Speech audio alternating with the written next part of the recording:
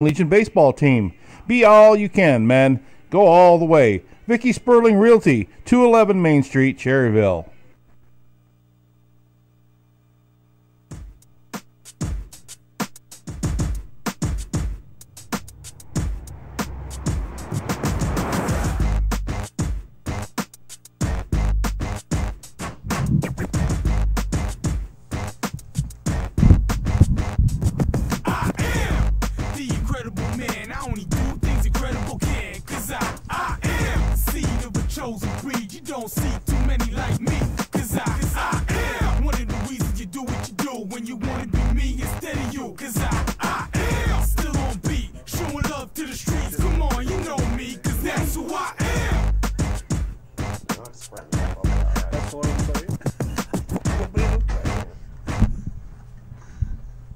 And good morning, ladies and gentlemen, and welcome to Mitchem's Kitchen Sports Talk here on this Saturday, August the 5th, 2017. Evan Ludwig here, joined by Texas Terry Reinhardt.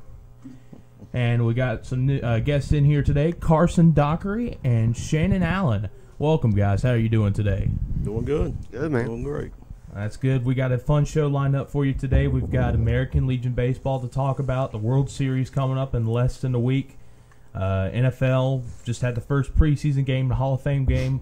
Hall of Fame champions, man. What can we say? Them Dallas Cowboys, America, get ready. That's the only thing they will win this year. Yeah, you know, nobody in the past, what is it, like 7 years who's won the Hall of Fame game has won a playoff game that year? Hey, they never was the Dallas Cowboys. There we go. We also got to talk some Major League Baseball as the trade deadline just ended a couple days ago, and we have gotten into the home stretch of the year. We're now in August, so going to talk about some of the deals that happened. A lot of pitching moves that help bolster some teams that we'll get into a little bit later. I think there might have been some minor NBA news, and of course a lot of big news coming this past week in NASCAR, as they are getting ready to just a month away almost from the playoffs starting in NASCAR. So great show lined up for you today. But first off, let's get into some high school football. I know no games have started yet, but practice just started, and I believe a lot of teams are starting their first day of hitting this weekend. And we want to preview this lineup here because Shannon and Carson will be on the Witherspoon Insurance pregame show. And, you know, what we have this year, Terry, is we're going to have you, Carson, Shannon be a part of the pregame show, and it's going to give a perspective of each county, Gaston, Lincoln, and Cleveland County. Yes, it is. And, you know, I'm well happy to have these guys with me. You know, we're going to be able to cover every county. I love that part of it. I mean, Dockery's over Gaston County down that way. He knows a lot about them, and Shannon over Cleveland County. And then I'll take care of Lincoln County and everything. But to bring the aspect of everything in here when we all touch base, I mean, you know, it's going to be a great show. Hope everybody listen to us from 5:30 to 7 every Friday night and get everybody's perspective because, you know, with these guys being able to cover every county and we're able to touch on each county, plus our new leagues that we're going to be able to talk about, I love that part of it also. Yeah, and Carson, you know, you're a former Hunter Huss alumni, and, you know, Hunter Huss was coming off one of their best years ever, making it to the third round, and even giving Shelby a run for its money somewhat before being eliminated in the third round. Yeah, you look at that and you see a Huss team, and you've got Dallas Danner coming back. You've got Zoe Wallace, who's just now a sophomore. He is a guy who sort of took over, kind of lost the job late in the year, but, you know, he's got 3 more years now. And like Terry said, we've got a lot of new leagues. We're going to see a lot of new matchups. Just in Gaston County, you know, Belmont, you know, South Point and East Gaston are going to have to go a long way. Sometimes they're going to have to go to RS Central. They're going to have to make a couple of long trips, but I think it'll be interesting just to see these new matchups and teams that might not have been able to play each other in a long time. And Shannon, speaking of that conference, Shelby's in the same conference as South Point. I don't remember the last time they were in the same conference, but Shelby's now going for 5 in a row.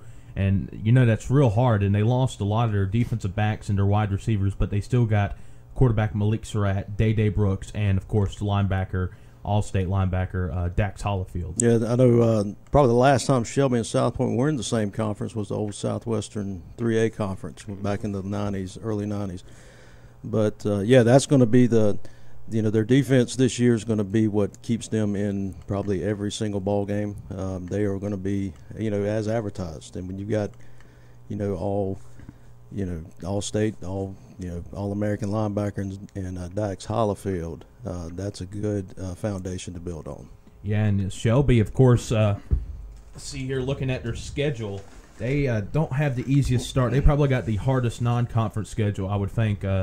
Maybe Crest is right up there with some of their non-conference opponents, but look at this. Shelby starting the year at Freedom under new head coach from, I'm trying to remember where he was from. He was from one of the eastern powerhouses of the state. So Freedom trying to get back, rebound after a couple years of dominance they had the last few years.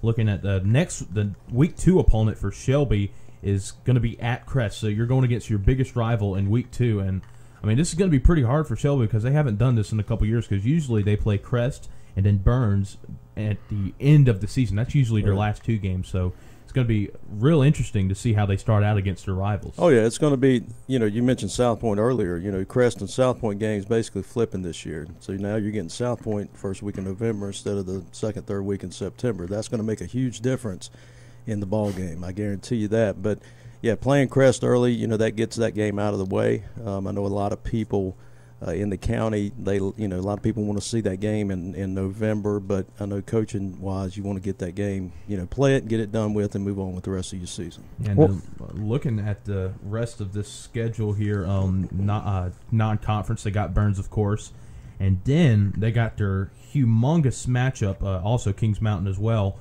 but they got their humongous matchup against South Point of South Carolina.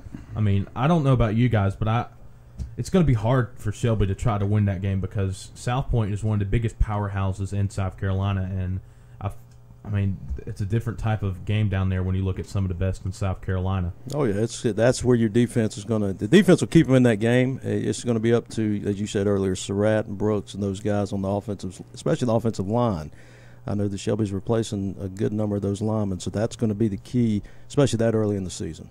Yeah, so all these young guys kind of getting thrown out to the wolves, but Shelby, if anything we've known from teams like Shelby and Crest is that they have an endless amount of talent. They can just recycle, basically, rinse and repeat, basically, is what Shelby has done over the last 10 to 15 or 20, 30 years, I would say. Yeah, and Smoke, think about it. I mean, when your non-conference schedule is at Freedom, then you got AC Rental, Burns, Crest, at Kings Mountain, at South Point. What a non-conference schedule that you have that's really going to identify your team real quick. Yeah, and, we've thought that their non-conference schedule is pretty hard the last couple of years when they had to go against Freedom and AC Reynolds and South Point of North Carolina. Now they have all these, and they still got to have South Point in their same conference, which is going to be pretty hard for them. And then that's at the end of the year. And I think I could argue, Carson, you've seen it firsthand with South Point over the years. They seem to be a team that really gets better as the season goes along. Well, that's really that Redbone offense, man. That's the triple option. It's a team. It's a scheme that'll not only wear on you during a game, but it holds up throughout the year because you've got different guys. I mean, you're going to have that feature back at South Point. You're going to have that fullback, that Ryland Etherton, that whoever it's been. But they always seem to find him. It's a guy who's going to get between 12 all the way to maybe 2,000 yards a season. And a guy who's going to get maybe 30 carries a game, and that's 3 or 4 yards every time, man. That's demoralizing eventually for a defense. And that offensive line, they're going for your knees every time. It's South Point's, man, it's a tough team no matter what because, a lot of times now you've got spread offenses and a lot of passing-based offenses, and South Point's a throwback, man. They're just tough to beat. And one thing about that game that I set back from last year is I remember – how Lance Ware and them approached the game. Dex Hollifield, when you're talking about your linebacker being 10 to 15 yards back, in that game they played last year where Shelby shut them out, he was 20 yards back. He was reading the signs before it ever got there, and filling the hole real quick. And that just stopped South Point totally, and that'll be something that South Point will work on because they know how it was handled last year. And Shelby, like we talked before, their defense is going to keep them in every game that they play this coming year. And South Point has a lot back this year too. I mean, you've got Scotty Lee. I mean, a guy who normally you hear South Point throwing the ball 10 to 15 times a game, and that's like triple what you're used to hearing from them. And Scotty Lee's a lefty. He's a guy who can obviously still run the ball because you've got to have that in that triple option. But he's the rarity at South Point, a pretty good throwing quarterback. And he's a big thing for them is he's got experience now from being back there from last year. Yeah, you could tell early on in the season when they lost to Shelby and lost to Hunter Huss that the offense was really struggling with Scotty Lee being the first-year starter. But as the season went along, they really started to pick things up. And I think now that they'll be better when they have Scotty Lee a year under his belt. The only thing that South Point really lost was Nick Muse. I mean, that's the last of the Muse. He was the anchor of the defense. So I think I wouldn't usually be nervous, but with a team like South Point, especially defensively on that front seven, they seem to really replace those guys really well and don't seem to miss a beat at all. Yeah, I mean, those are guys that are, they're going up against the triple option every single day at practice, so, you get put through your paces pretty early at South Point. And you got a team that's coming into the year with 42 straight wins over 2A opponents, Shelby Golden Lions. And so that's going to be a great matchup at the end of the year. That's all the way in November, but of course that'll be here before you know it. We are just 13 days away from opening kickoff at the week 1 and 6 days away from all the jamborees happening, including the Cleveland County Jamboree. That's going to be a stacked event there, so be sure to stay tuned with us. We'll probably have video broadcasts of that game and give you a preview of what Cleveland County is going to look like. And now looking also at Cleveland County as well, we've got a Burns team who graduated a lot, but they just came off one of their best seasons in recent memory. I mean, for a team like Burns, how are they going to recover after losing so many seniors? They lost their offensive coordinator. And I mean, it's going to be kind of a regrouping period maybe for Burns. Yeah, and, a lot of times when you come in, I mean, now that and how would you bet as Coach Beam left and they kind of took a turmoil, they went the wrong way here for a few years, but they're starting to come back now, and I think last year was a big step up. Do they believe in themselves? Yeah. Coach they got there now believes in them. They believe in him. Will this be a year for them to step forward? I think so. I mean, I take Burns, and every year that you come into the season, you talk about who's the best team out of Cleveland County. And since Shelby continues to win state championships, it's hard to look secondary. I mean, if you would make another step down, you'd say maybe Crest. As it would be your next best team, and then you'd kind of put Burns and Kings Mountain on the same list at number 3 and up there in that conference. So should be a good year for Burns. And, and Crest had those problems last year with the coaches, and of course they got a new coach, but it was a down year for them, and they won 8 games. So I mean, it just shows you how Crest is. I think they'll have a bounce back year. They're struggling, losing most of their offensive line. Had to replace Willie Green, who was a great quarterback. And, I mean, I think the defense will still intact, but, I think they'll bounce back. Shannon, have you seen anything from Crest? I was going to mention a while ago, you're talking about South Point running the triple option. Coach Edens or Edens, I don't know how you say his name, but anyway, he's there with their new coach coming in now.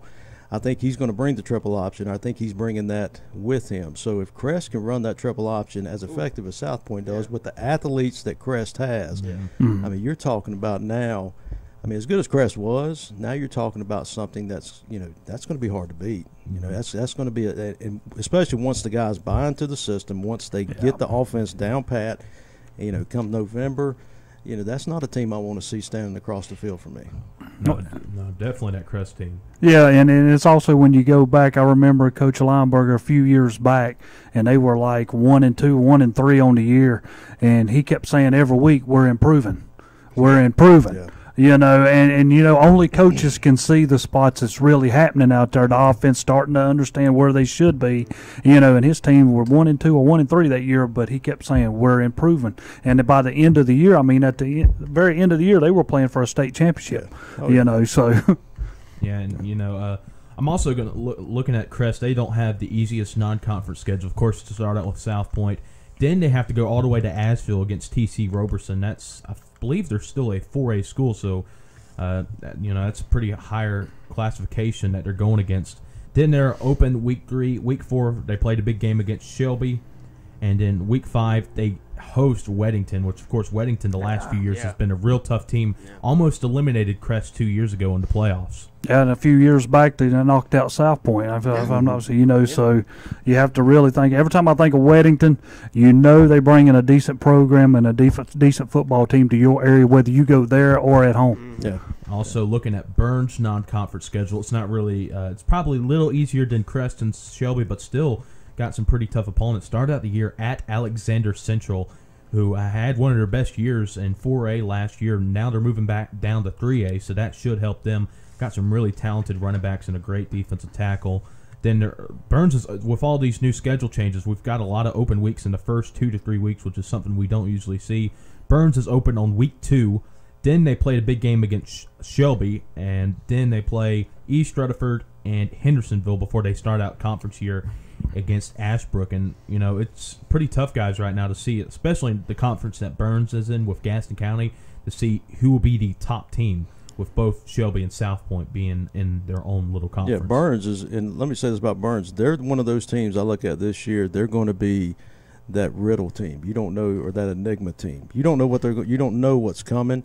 Yes, they lost a lot last year. However, you know, they've got some talent. They are young. I know they've got a great sophomore class in there full of athletes. They're young, and if they can improve, as you said, Terry, week by week, yeah, we're getting better. We may not be beating you 40-0, but we're beating you, 7-0. Yeah.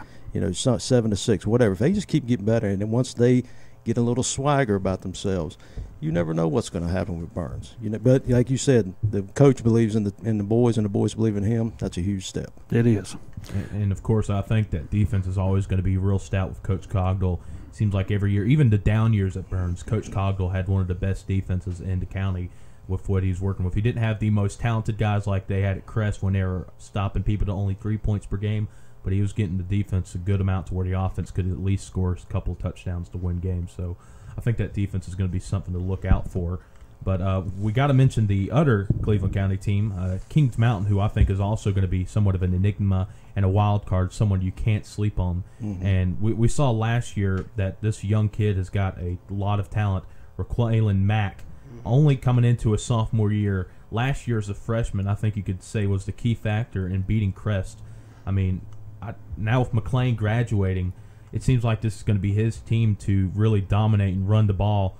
And it's going to be a sight to see, I think, to see Mack in the backfield once again at Kings Mountain. A different Mack, but I think a really good Mack still. Oh, he's a bull. That kid is a bull. Mm-hmm. When you see him run, when you see him play, you're thinking, if you look at him, you think, well, he's a guard or something. But he's the real deal. He's the real deal. So that'll be the Kings Mountain's definitely a team to look out for, not to sleep on. That's one of the sleeper teams. Kings Mountain always seems to be that sleeper team. Of course, last year I thought they were going to have a really great year, and then unfortunately you had injuries with guys like Jacob Merchant, who's now at Navy playing football, and their quarterback got hurt, Darren Burns, and it just seemed like injuries really hurt what was supposed to be a great year, where they were coming off a regional final appearance. So, I mean, they lost a couple of those guys, but I think they're stockpiling up because that middle school team is now growing up that won the title a couple of years ago. Yeah, it is. And one thing about Kings Mountain, they start their year on an open date. And a lot of teams, so they're going to get to go watch somebody else play, and then they end up at South Caldwell.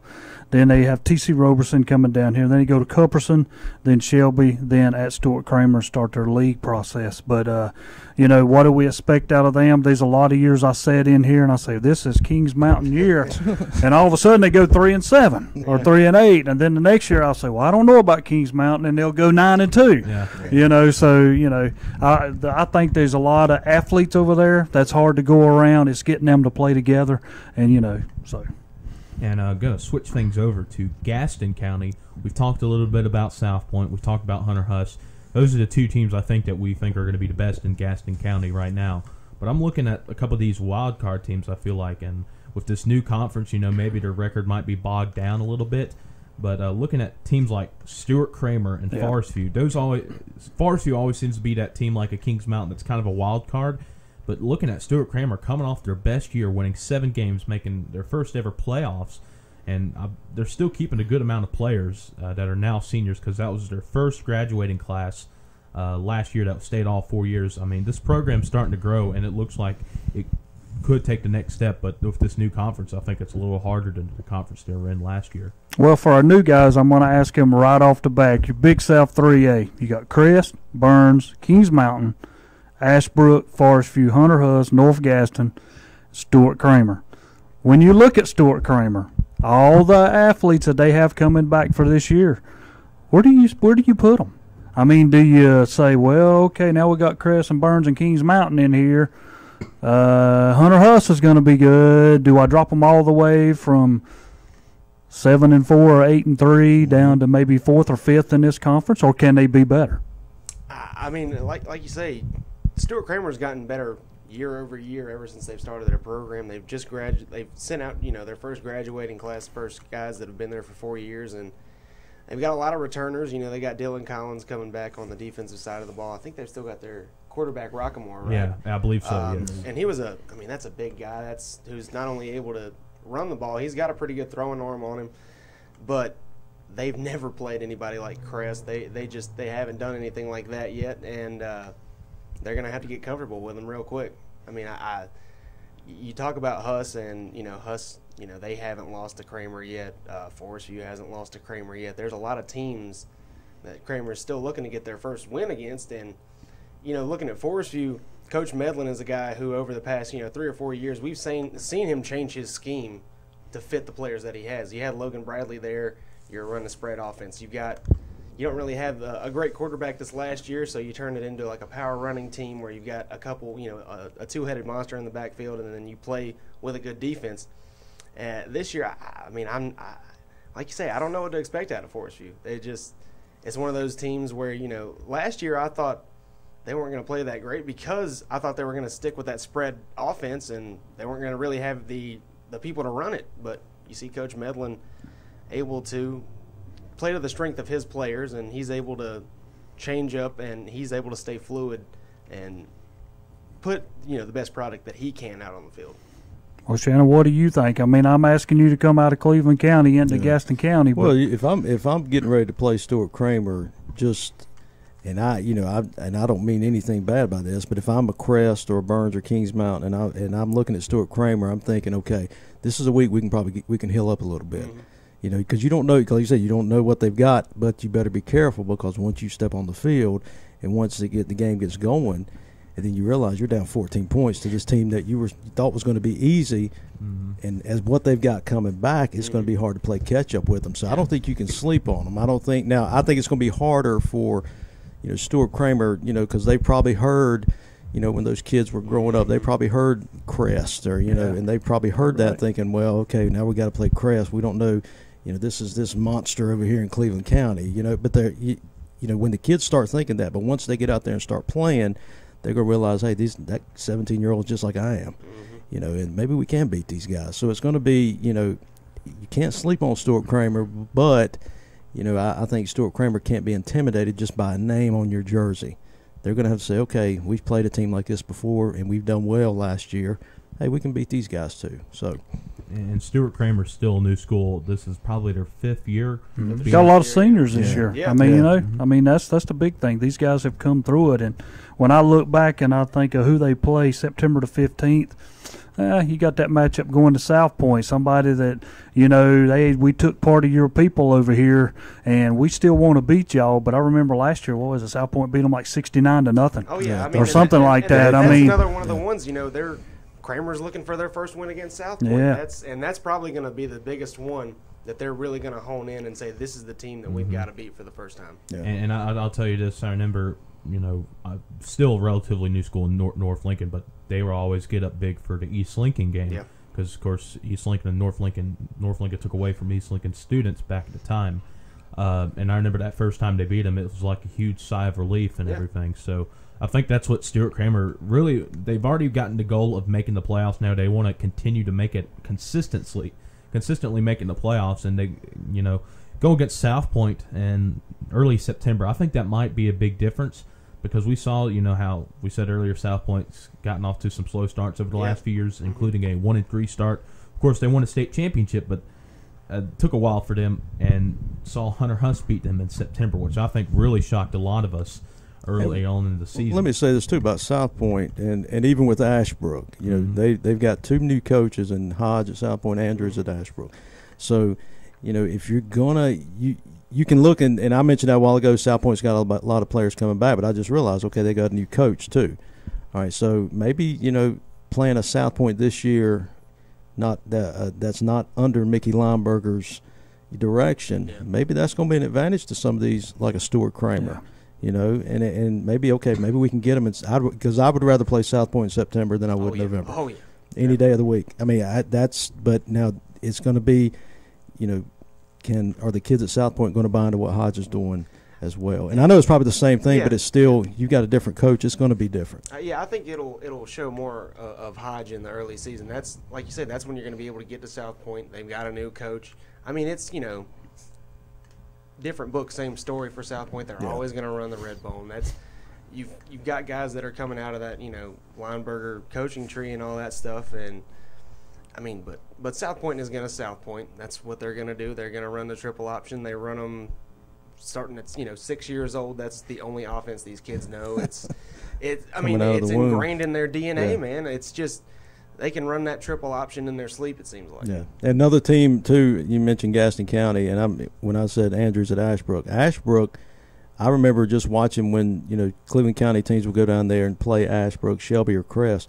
I mean, Ashbrook had athletes. Oh, yes. Athletes. Sure did. So now they've got a coach in there that's, he's had a little success at South Point under Lineberger tree, and now he's coming into a program that he actually probably has better athletes, really. to deal with in South Point, or not to deal with, but to have than he had at South Point. Yeah. So you never know what's going to happen over there with Ashbrook as well. The Ashbrook seems to be that Jekyll and Hyde team. It's like when they're on, it's hard to stop them, but it's just their athletes sometimes has, they've run into some trouble, especially, the last few years it seems like under the last coaching regime, and they'd just be about a 4 or 5 win team, and they could be an 8 or 9 win team if they really maximize their potential. Yeah, definitely. They remind me a lot of Statesville, who has that same problem too. When they're on and hard to beat, but when they're off, it seems like a muddled mess, and that's what it's been the last few years. But we know Ashbrook can get back to prominence, and that would be something to see with.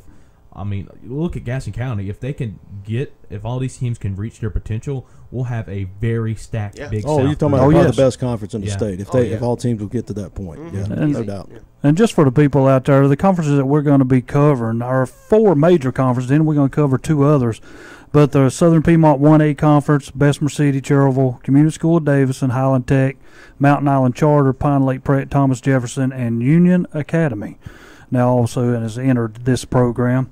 We're also going to cover the South Fork Athletic 2A Conference, Lincoln and East Lincoln, West Lincoln, North Lincoln, Bandy's, Maiden, Newton Conover, and Lake Norman Charter, who, when I think of this conference, everybody talks about, well, it should be balanced, but I don't know what Lake Norman Charter has. What they're going to bring to the table, who has entered that school that we don't know about now, and those are the things that are iffy and anty. But as far as that conference go, people say who should be your top team. Well, I mean, Maiden lost some key players off of that team. Lincoln has lost key players. East Lincoln's lost key players. West Lincoln's an up-and-coming young program, I think, that's going to compete a lot in that conference this year. But then when people talk about it, they say Newton Conover. And I say, okay, Newton Conover, again, another school that has a lot of athletes. Yeah. Coach Beam up there, can he get everything out of them he can? And what does Lake Norman Charter have? Well, Lake Norman Charter hasn't been the same team since they were about 2012 when they won about 8 games when they were in the conference. There you go. They got moved in that Big South. And they just really got muddled out and couldn't really do much of anything. I don't know if this would be what they need. But looking at this South Fork 2A conference, I think the first 2 or 3 years, it's going to be some rebuilding for a lot of the teams, because you look at Lincolnton, they lost Sade Surratt, lost Cordell Littlejohn, he's now over in Georgia, lost Jamal Littlejohn, also in Georgia. You lose Donnie Thompson, Young Sherrill. You lose so much athletes now, and you lost over 20, and that's pretty big for a 2A school to lose that many, especially when most of them were starters, and a lot of them came in to try and win a state championship in that last year, and you came up short. So I don't know how I think they're going to take a pretty big step back if Lincolnton, because you're losing so much, and then you're wanting Chris Robinson to be your quarterback, but then he's playing basketball specifically. So now you're going down to your third option, which I don't know if it might be Tyreek Hollis, but Lincolnton. Look, they got a pretty tough schedule to start out the year. They're going against Kramer at Kramer. Then they got to play South Point. Then it kind of gets a little easier with North Gaston and East Gaston. But, look, I think Lincolnton's going to take a pretty big step back. Well, a lot of people tell me that, and I had somebody ask me this past week that I went to visit him, and he says, "What do you think about Lincoln?" And I told him 7-4, and he says, "Oh my God!" He just looked at me and he said 7-4. I said, "Hey, number one, you've got athletes.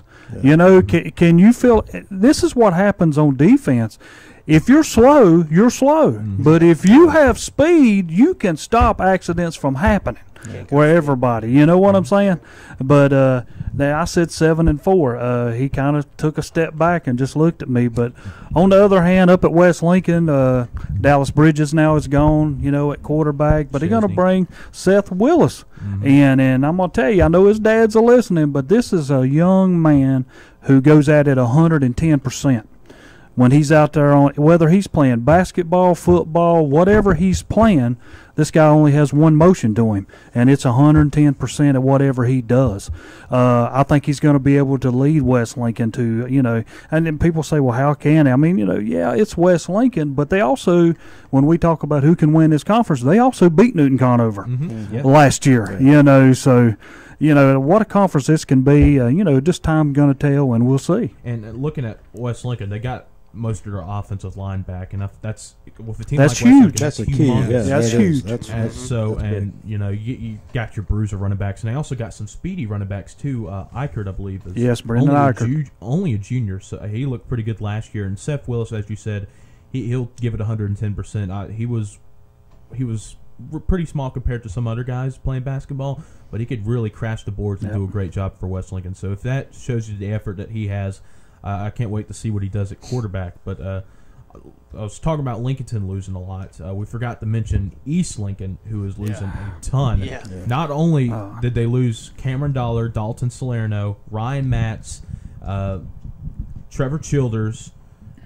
I mean, they lost a ton. Not only that, to graduation, they lost Marcus Graham, who's now at Mountain Island Charter. There you go. Sidney Dollar is out for at least football season with an injury that he suffered in, I believe, AAU or something like that. Sure did. And then they lost their best defensive back in Jalen Frazier. So, and you also lose one of the most important ones, Mike Bias, who has really put that program on the map. You're keeping it in-house with Coach Lubowicz, and, you know, it's his first year after being a defense coordinator for nearly 10 years.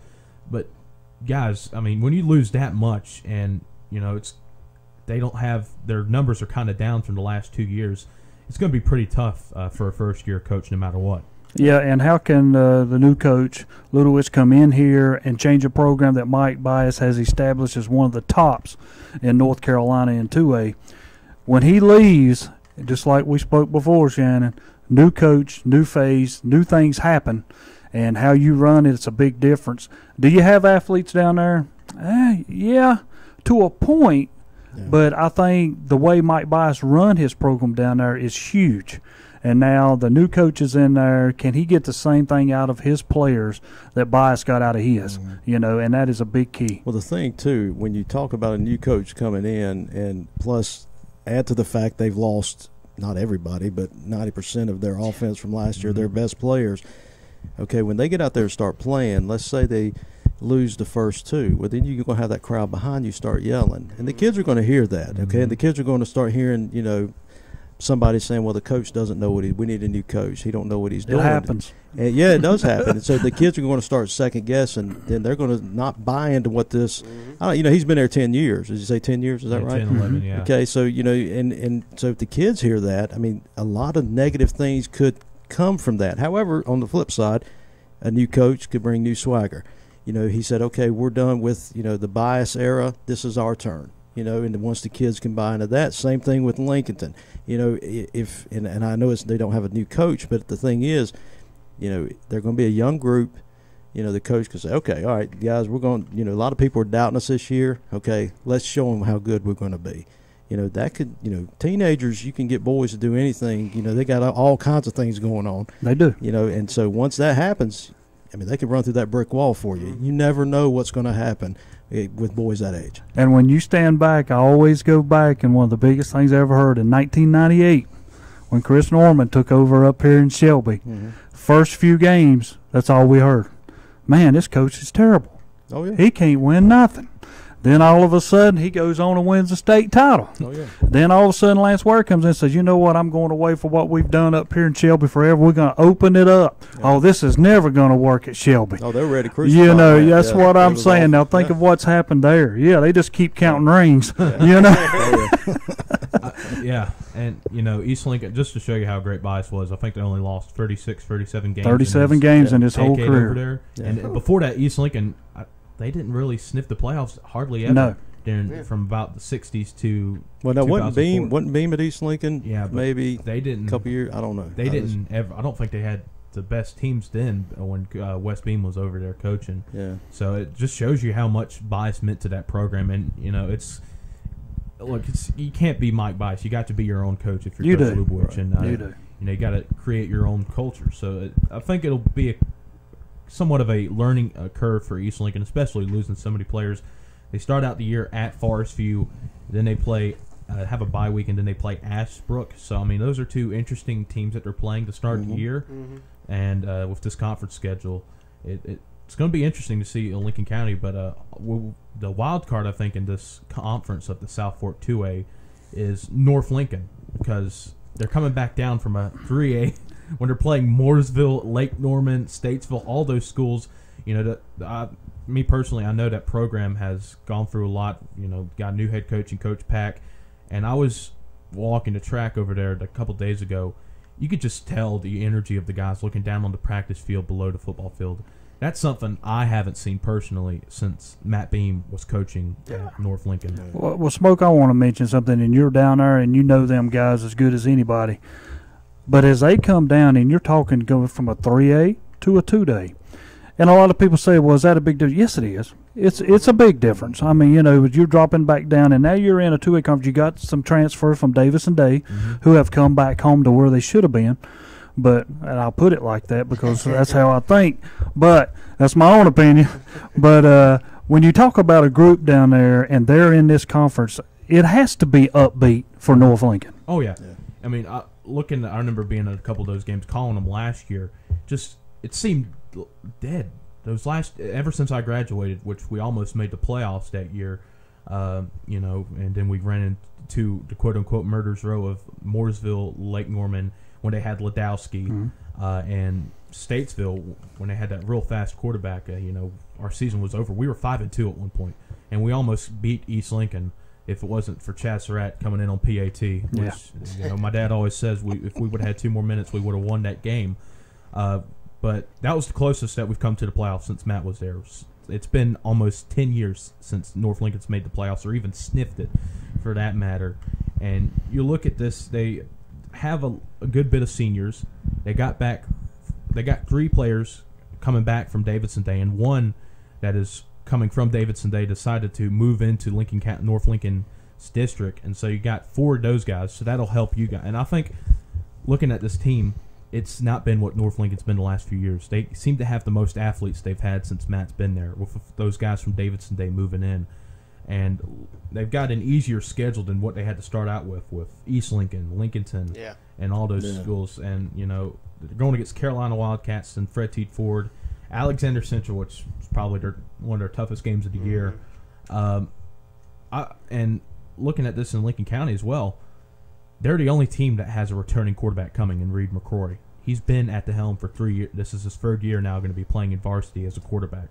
I think that'll be a big factor as well with having a new coach, and you're the only team in the county that has a returning quarterback that knows the system.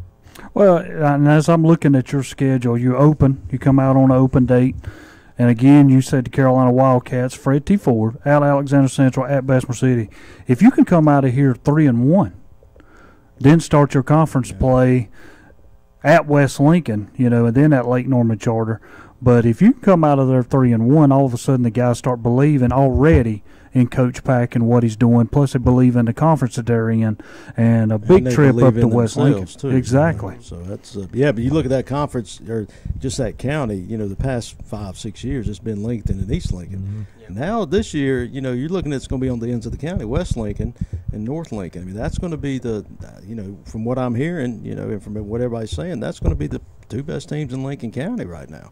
You know, coming into the season. I mean, as far as if you just go player for player. Yes, you know, and So it'll be interesting up there for sure. Yeah, Lincoln. You know, as I said, I think this conference is going to take about 1 or 2 years to rebuild for the most part. But you know, you got some teams that haven't been in it in a very long time. You know, West Lincoln. This could be their year to finally win a playoff game. Yeah. If we're honest, you know, because I don't believe they've ever won a playoff game. They've never won a playoff game. So, and Coach Tom's saying, you know, he's one of the good guys in football, I think. One of the nicest, I'll say it, the nicest coach I've ever met. And no one can say a bad word about him, and that would make me so glad to see him be successful and win a playoff game. He's already been one of the most successful coaches at West Lincoln as it is. Got them close to a 10-win season his first year. And this is probably the best team he's had since then. Well, I'm going to mention one thing, and I'm glad you said that. When I speak of Coach Tom Sain, and I'm going to speak of for a lot of coaches that we have in our area, all around Cleveland, Gaston, Lincoln, Catawba, etc., these guys will go above and beyond what they have to do. Not only are they good football coaches and teaching the right thing, but even when you're away from football, the things that they teach people is even important, you know. And I know Coach Sain, church-going guy, dedicated. Anything that he does outside, he does it for himself, plus he does it for you. If he can help you, he'll do it in any way. You know, and those are the people that we have around us. And, you know, and it makes our job easier because when we go to talk to them, we're not worried about a coach just get away from me or I don't have time to talk to you right now. They're going to step to the side and give us that little bit of 2 or 3 minutes that we need to help us in what we do, you know, and they'll be the first ones. If you ever talk to them, I appreciate what you guys are doing. No, we appreciate what they're doing, you know, because they make our job easier. I think a lot of great coaches out there, but Tom, I think, tops the list. So that is a preview for high school football as we are just 13 days away, folks. Week 1 is coming up on August 18th. Hard to believe it's here already. Feels like yesterday. We were starting the new year in January. So 2017 is coming to a close somewhat. But Week 1, looking at the list of games here, South Point at Crest. We're starting off with a big whammy there as Crest looking to rebound after having somewhat of a disappointing year and got a new coach. South Point looking to go back-to-back in state championships, and they're now down in 2A. Burns travels to Alexander Central after their 10-win season, going against an Alexander Central team that's also had their best year in a while. And also Shelby taking on Freedom at Freedom. That should be an interesting one as Shelby tries to get to 5 in a row. LincolnCounty.com game of the week. East Lincoln at Forest View. As we said, the big changes for East Lincoln going against Forest View, who always seems to be that team you can't doubt. And WLON 10:50 a.m. game of the week is Lincolnton at Stuart Cramer. Stuart Cramer, one of the other wild cards in the Big South 3A conference, going against Lincolnton. And also on 1590 WCSL AM, Bessemer City at Cherryville. That'll be radio only. That should be an interesting one, having that big a game to start out the year for both two teams. Cherryville had a great amount of people coming to their camp. I heard 50 at least. Yeah, and which then is they're crazy moving for Cherryville. Yeah, for 1A school. Yeah. So in Bessemer City coming off a year where they were in the third round of the playoffs before being eliminated by Whiteville. So they're looking to get another great year ahead of them. So a lot of great games here on Week 1. We'll get into the rest of the schedule as the season goes along, but we're going to have a lot of great games for you folks this year.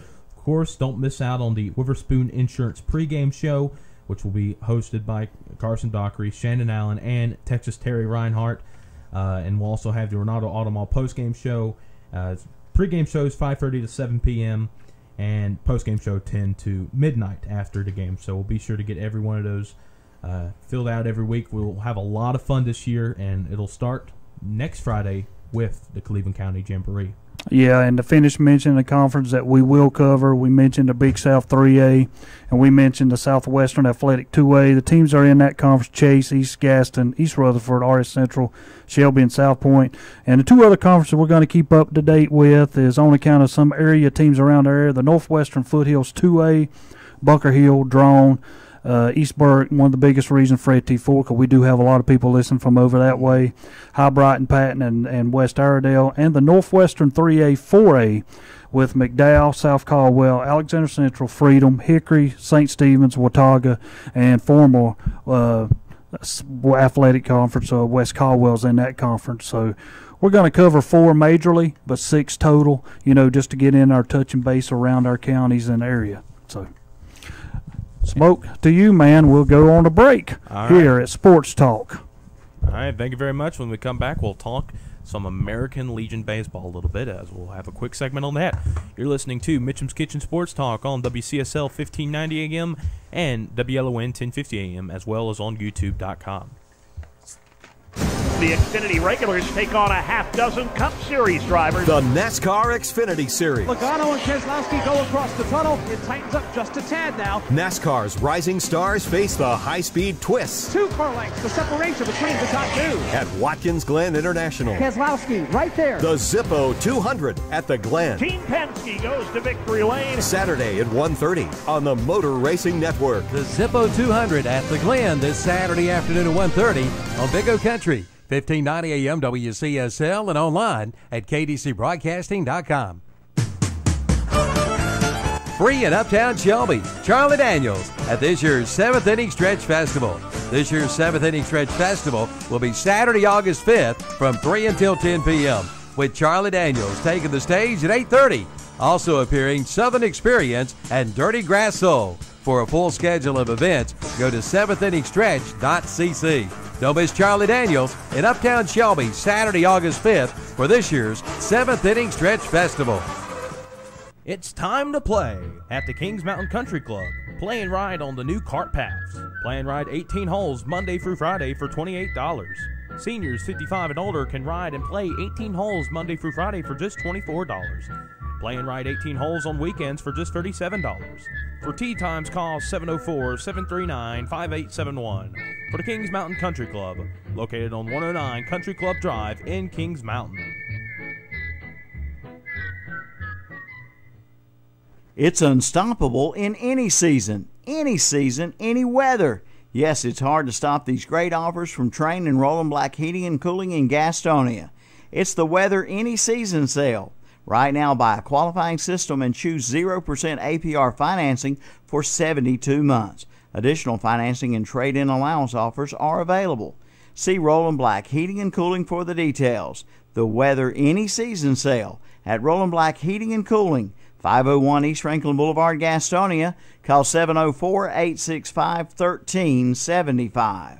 The Orange Opportunity Sales Event is underway at Parker Farm Service in Kings Mountain. Come in now and ask about 0% financing for 84 months on select Kubota tractors with a big 6-year warranty. Come on in for all the details and don't miss it. The Orange Opportunity Sales Event underway now at Parker Farm Service, located at 126 Bessie Drive off the Oak Grove Road and Highway 74 bypass in Kings Mountain.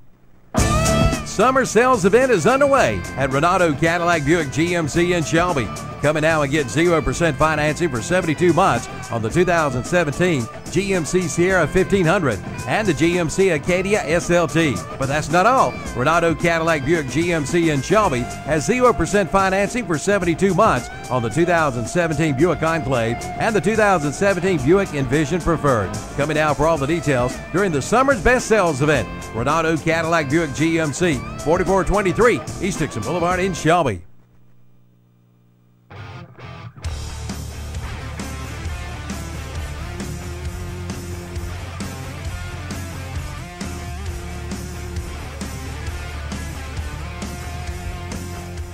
And back here on Mitchem's Kitchen Sports Talk here, Evan Ludwig joined by Shannon Allen, Carson Dockery, and Texas Terry Reinhardt. And I'll come back to the room here as we're going to be talking about the American Legion World Series. And Terry, we've still got the North Carolina teams in the regionals right now as we speak. Yeah, we do. And to me, I haven't been able to watch much of that this week, but Randolph County, right? Mm-hmm. Yeah, it's still undefeated, as I understand. Or did they play yesterday? Do you know? I know when I was pulling it up, they were 2-0 going into yesterday. So, yeah, I believe they still are undefeated in the series. And Wilmington, the team that got in, thankfully because of Randolph being the host team, they had to get the other team since Randolph won the states.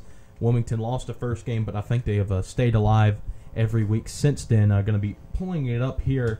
I've been seeing a couple people on Twitter, the same ones that were at States. Currently the regionals are going on in Ashbrook, or Ashboro, excuse me, right now, and fortunately, we're fortunate enough right now in this moment that all three of the tournaments take place in North Carolina. We've got the States that unfortunately is the longest trip out of the three this year, going to Winterville, North Carolina, right outside of Greenville in the East Carolina area.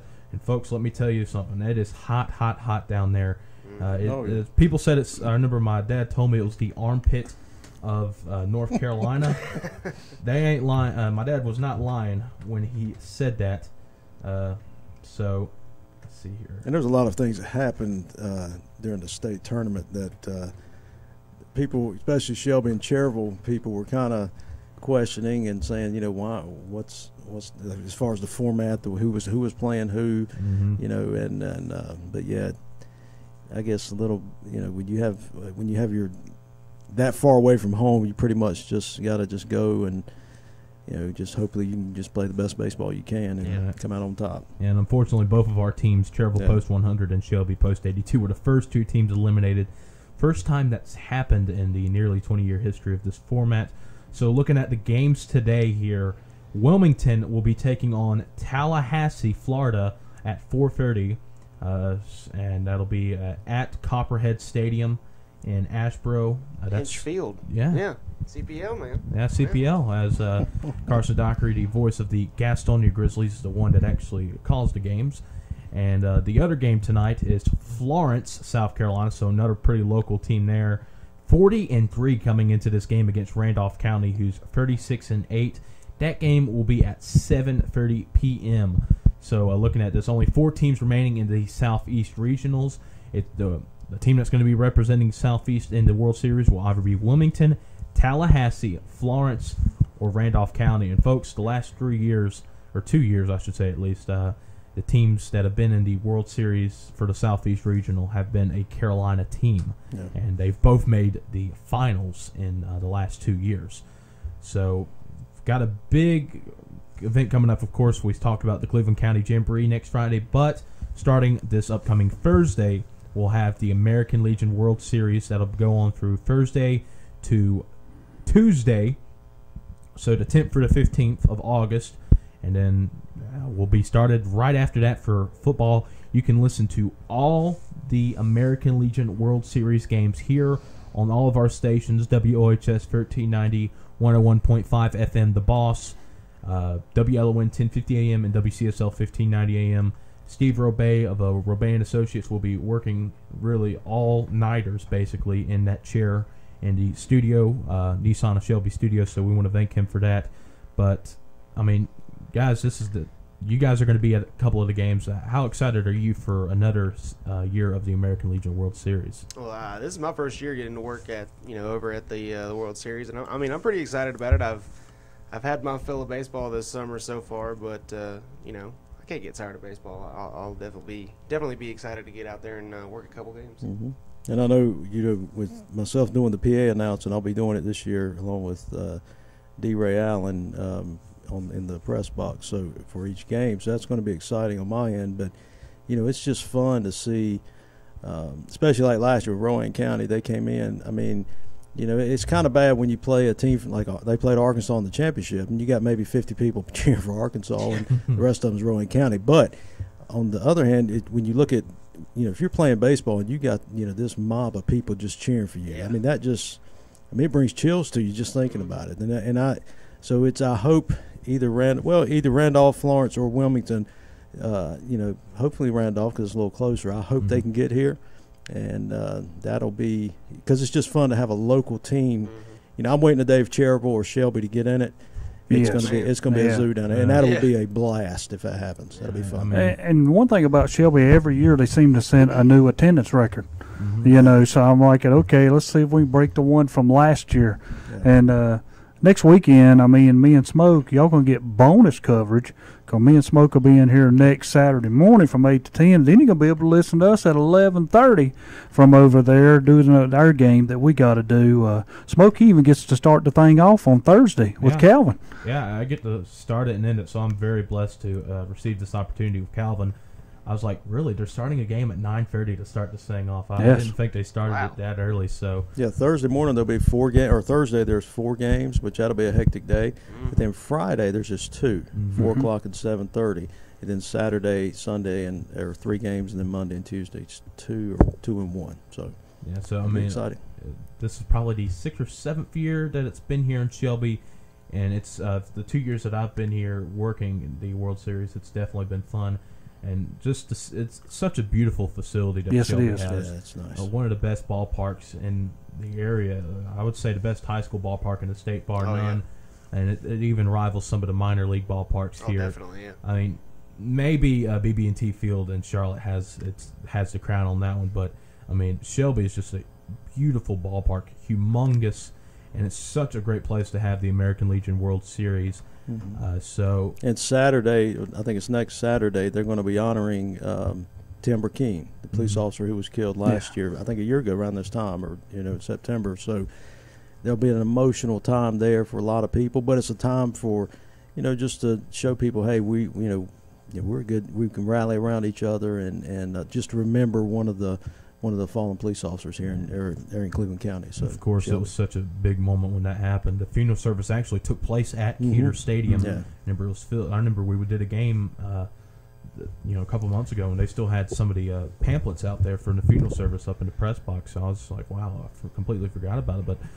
But I remember how the county during football season really embraced Tim Burkeen's passing. You had the band members all wearing, just salute, and you had patches on the back of helmets and everything. So there'll be patches this year on the shirt, on the volunteer shirts. So it's neat. It's going to be a good time. So I think it should be very fun, and I think it'll be a great memorial service that they'll have for Mr. Burkeen and Psycho the dog as well. So that's going to be fun. So it's going to be nearly a week, about 5 days. It's going to be great. The 91st annual American Legion World Series. As we said again, hoping to have a team from one of the Carolinas to represent the Southeast region, and there's a good chance only Tallahassee's in the way of that, which is all the way in Florida. Florence, the team from South Carolina, is in it. They've coming in with the best record, only 3 losses, 40 wins. Randolph County, the closest team, at 36-8, about a 2.5-hour drive, I would think, for them. And Wilmington, 28-6, coming into the semifinals of this regionals for the American Legion baseball tournament.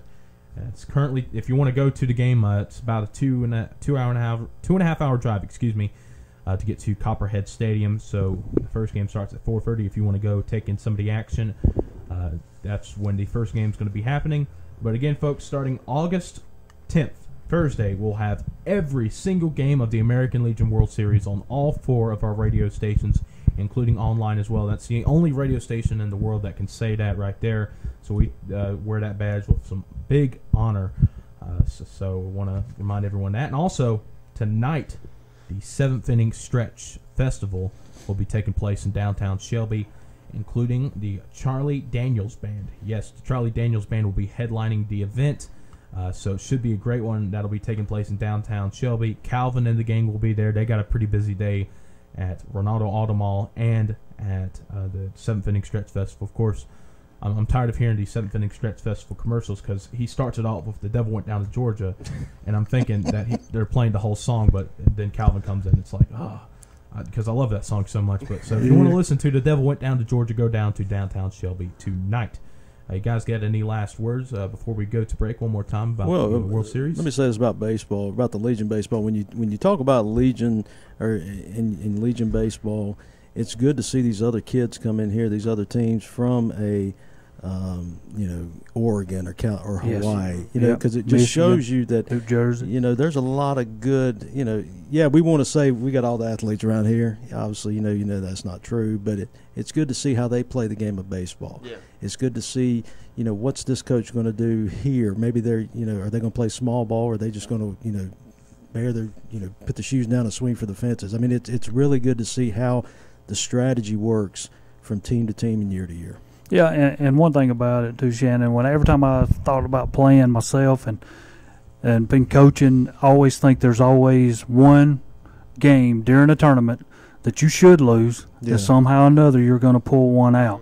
Yeah. And I'm always glad to go watch the games or be part of the game that, hey, this is a big point in this game. Can they come through right now? Maybe their base is loading 2 outs and all of a sudden they do a squeeze or something, at some time that you're not even expecting something to happen, and it works, and all of a sudden a winner run scores and you say, okay, that what a move there, And you don't even know who you're cheering for, but you see a good baseball play.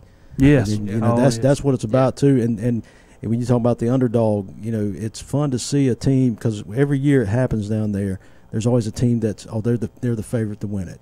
I know a couple of years it was Brooklyn, New Jersey, and then last year when they got beat, it was like people were just they were cheering against them, and you don't want to see that. But then again, you're like, I'm glad the underdog.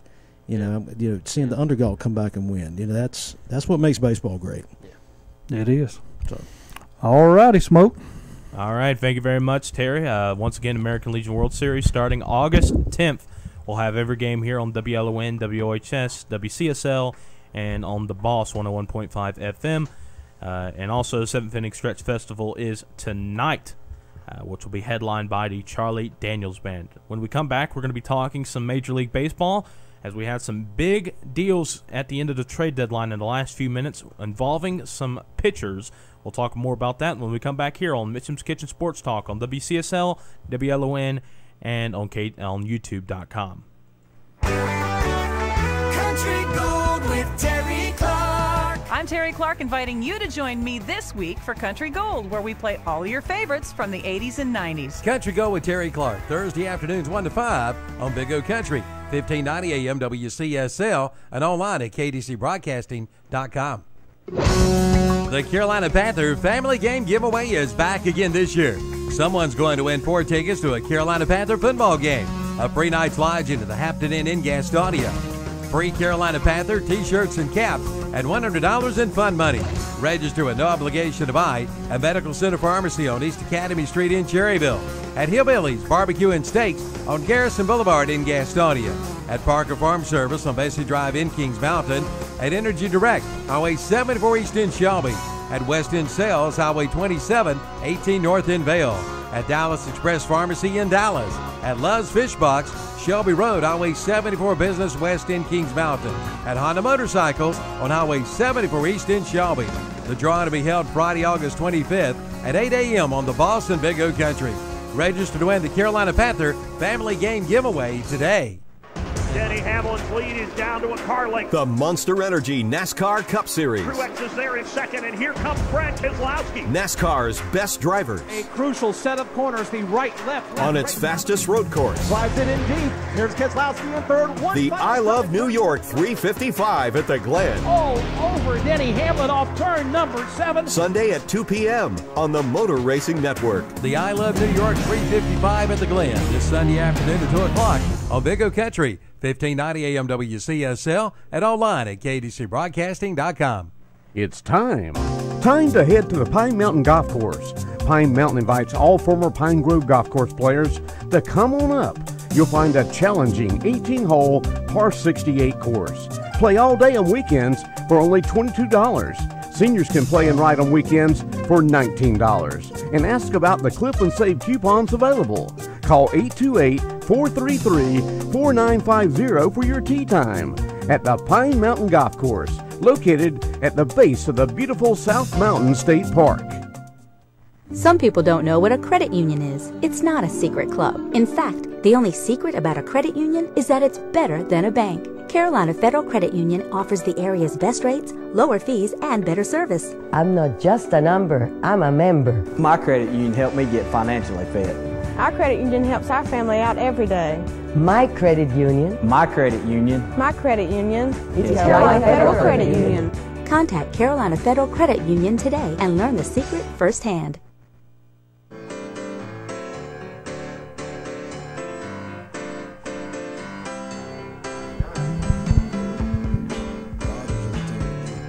They told us.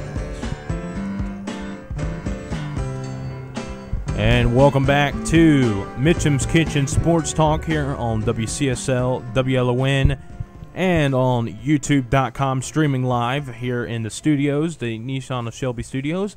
Going to be talking about some MLB as the trade deadline wrapped up a couple days ago, and we had a couple of big deals involving some pitchers, Carson. Yeah, you talk about, the big names. Darvish getting moved to the Dodgers. Who else, Terry? There was a couple moves. Yeah, Sonny Gray. Sonny Gray, going to the Yankees. That one was courted. That one was. It seemed like 2 or 3 weeks coming. You were waiting for Sonny Gray to get traded. You talk about Francisco Liriano getting traded from the Blue Jays. There was names getting moved around, but that's what happens on trade deadline day. Yeah, and I believe one of the other pitching moves that happened that was pretty big. Jaime Garcia was traded. Yeah, Jaime Garcia was traded twice in less than a week. Only started one game for the Twins after being traded from the Braves, and now he's a part of the Yankees organization. So Yankees got two pitchers, two veteran pitchers, I should say. Jaime Garcia is about 30 years old, somewhere around that area. So some big trades that happened. Sonny Gray and going to the Yankees, I think, would probably top the list. And some big names also stayed, including Justin Verlander, who many people thought was going to be a trade target for the Detroit Tigers. So mostly pitchers, I believe. Also, Jeremy Hellickson was also traded during the trade deadline, if I'm not mistaken, or I might have heard wrong on that. From the Phillies, I know Pat Neshek was traded, and he was a guy who's a reliever. Relievers, it seems like get thrown around like candy on trade deadline day. Yeah, looking at some of the other big trades, if this can work.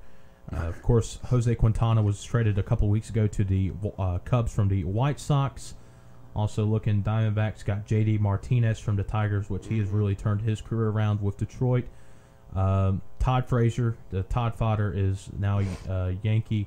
He's not really had the best year. Of course, he's on an expiring deal. Just batting over the Mendoza line this year, so he's not been having the best year. Yeah, grounded into a triple play in his first time up for the Yankees. Yeah. Ooh. And also the Red Sox, the biggest move they made. That's a big trade for the Red Sox. Yeah. He's coming through for them already. Yeah, Eduardo Nunez, who's batting over 300 with the Giants, of course, was kind of shuffled out because the Giants have not had a good year whatsoever this year. But he has already done great for the Red Sox, better than I thought he would. I believe also the Red Sox traded for Addison Reed. Pat Neshek going to the Rockies. Let's see, Lucas Duda was also a pretty big one to the Mets, from the Mets to the Rays, who are trying to make a playoff push right now, which is not happened in a couple of years. They got a pretty good young squad. A.J. Ramos to the Marlins, to the Mets from the Marlins. And also Melky Cabrera, Terry, going back to Kansas City. Yeah, we were talking about that, and I always look back at the trades that we made a few years back with Zobrist and Rios and those guys. Melky Cabrera coming back, is he a plus? He can be because he's an older guy, veteran guy, understands the game. But will that make a big difference in Kansas City making the playoffs or not making the playoffs? I don't think so. I think we basically just stayed where we was at and hoping that our guys that we got can lead us through. Mm-hmm. And, Melky Cabrera has not been the same over the past few years as he was about 6 or 7 years ago. Exactly. I wonder why. There's a steroid reference there. One of the biggest acquisitions last year got traded in the trade deadline this year, as catcher Jonathan Lucroy is now going to Colorado. So Colorado played a big part in the trade deadline this year. Justin Wilson going to the Cubs along with Alex Avila. Alex Avila was traded by his own dad. Al Avila is the GM for the Tigers, traded by his own dad. But Detroit. It's a business. Definitely. I understand that. He still loves him, but this is business. I definitely understand. I'm gonna keep my job, son. I'm sorry. I think it's definitely a good trade, and I think his dad sent him to probably the best situation he could. Mm-hmm. You're leaving Detroit, going to Chicago. To me, one of the biggest trades was this one. Yeah. To the Dodgers. Yeah. Darvish. Yeah. What more could you ask for? Just another stick to put out there on the mound. And he hasn't had the best year. His ERA is just right over 4. Yeah, but had that 10-run game against Miami. Which is pretty interesting because he was apparently, according to the Marlins, tipping pitches off in his last start with the Rangers. And he kind of jinxed himself because 10 minutes before the deadline was up, he was right beside his locker, took a selfie saying, basically, I'm staying here in Texas. Then right as the deadline ended, he's going to Los Angeles. He probably won't be that mad about it. No. The Dodgers, would you? The best team in baseball right now. Yeah. So now that puts them in a 4-man rotation too. Yeah. Really. Yes, that's big. That's big, and that's pretty big. I wonder if that deal would have happened if Kershaw didn't get hurt. That's possibility not. I mean, you've got Alex Wood, who's outside of losing to the Braves. I mean, he'd be undefeated right now. He's sitting at 12-1. I mean, a guy who's from Charlotte, and when he was with the Braves, you never really thought he was going to be this good. They traded him away 3 or 4 years ago, and I mean, he's turning into a top of the rotation guy for the Dodgers. Yeah, and looking at the Dodgers, they got a couple of guys from around this area. Yeah. Also got Corey Seager as well, who's having a great year. Just missed the All-Star game, but great year for Corey Seager from, I believe he's from Charlotte. Yeah, Charlotte. Trying to think what side of Charlotte. I was thinking more of the Weddington area. Yeah, I think something so. like that. I think you're right. Yeah. Somewhere around there, of course. He's got Kyle Seager playing for the Mariners right now as well. So the Seager family is having a great stint in baseball right now. Looking at the standings, we mentioned the Dodgers. They are the best team in baseball with a record of 77 and 32. Of course, Terry, you always mention when you get to 52 losses and you see how many wins you have, you assess of how good you are. It's going to be a while before the Dodgers reach that mark. Well, I don't know what their total was, but I know I was looking at them, and this is like on Tuesday and Wednesday. And I'm like, during their last 46 games, they were 40-6. Think of that, 40-6, and it's probably better now. I mean, I hadn't looked at them what they've done the last couple of games, but they went 9-1 over their last 10. But I thought 40-6. I mean, can you imagine starting a Major League Baseball season off like that? Cool. But, I mean, think of it, guys. I mean, they've got starting pitching now, just like Shannon was saying. They got 4 guys out there that can go out and these guys can strike out 10 people a game, and keep you in games. I don't think people realize when you say 40-6. I mean, we think about like the NBA with Golden State or the Bulls even back in the 90s. They're a phenomenal record. But when you talk about Major League Baseball, that's incredible. It is. That's incredible. I mean, that's a milestone that not too many teams, if any, besides this one reaches. I mean, the winning percentage ain't but 706. That's terrible. I mean, only y'all need to work on that. The thing is, the Dodgers, they're getting to this point now where they've had so many great regular seasons. It's like, hey, guys, we've got to eventually make the World Series and actually win it because they've got the best pitching staff in baseball. It's now or never, I think, for the Dodgers. You're 77-32. And the Giants are out of it. Yeah, so the Giants, that's no excuse no more. Yeah, they're 14 they're done. games. I mean, the next closest team, the Diamondbacks. They're only 36 games back. Think of that. So 36 games back. There's always hope. You're not eliminated yet. Just got to claw Matt Bumgarner about 20 times and you'll be good. Oh, yeah. But Diamondbacks, of course, we're talking about how great the Dodgers are. The Diamondbacks are being affected by it. They are 63-46. Of course, that's a great record, but it's even more astonishing when no one saw this coming whatsoever. Here's the worst thing about this right here. You got the Dodgers. They're 77-32. Arizona Diamondbacks are 63-46. Think of that, y'all. That's 14 games back. Colorado is 63-47, 14.5 games back. Those are your 2 wild card teams. Yeah. Well, those two and teams they right are there, in second and third. You look at the Central, the Cubs. They've got a better record. The 2 second, third place team, they have a better record than the Cubs do. The Cubs lead the Central, and you can even say I know the Nationals may have 1 or 2 games on them, but they've got a better record or as good a record as the Nationals. So that's a stout division or a stout group in that National League. And unfortunately, someone's going to get screwed out of it due to the wild card. Someone's going to have to lose out of those 2, which will most likely be the wild card matchup. The big thing is if Colorado can leap over Arizona, I think that'll be a big thing if Colorado can do that because that's such a just a park. Just a park. It's pretty cold. It's going to be pretty cold by early October compared to Arizona where they can put a little dome over the stadium. So I mean, but also Arizona's got one of the best first baseman in baseball, and Paul Goldschmidt. Best. I mean, I'd say Paul Goldschmidt is probably easily one of the most underrated, if not the most underrated player in the game. I agree with that.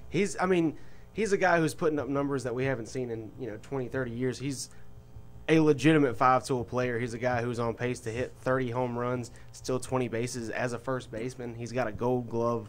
He's playing Gold Glove defense. I mean, he's a guy who definitely.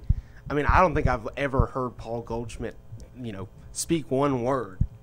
But he's one of the probably top 10 players in the MLB right now. And I'll say right now, just imagine if Paul Goldschmidt was a Yankee or a Red Sox. You'd never he'd be front page.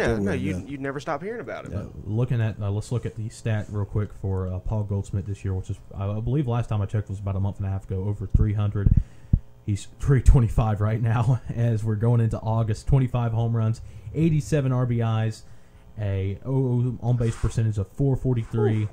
And his career average, not too shabby either, 302 average, and he's 29. So he has really gone under the radar a lot. Looking at his WAR this year, too, 5.5 of WAR. That is that's right. Good. That's one of his best of his career. The best one was 7 back in 2013.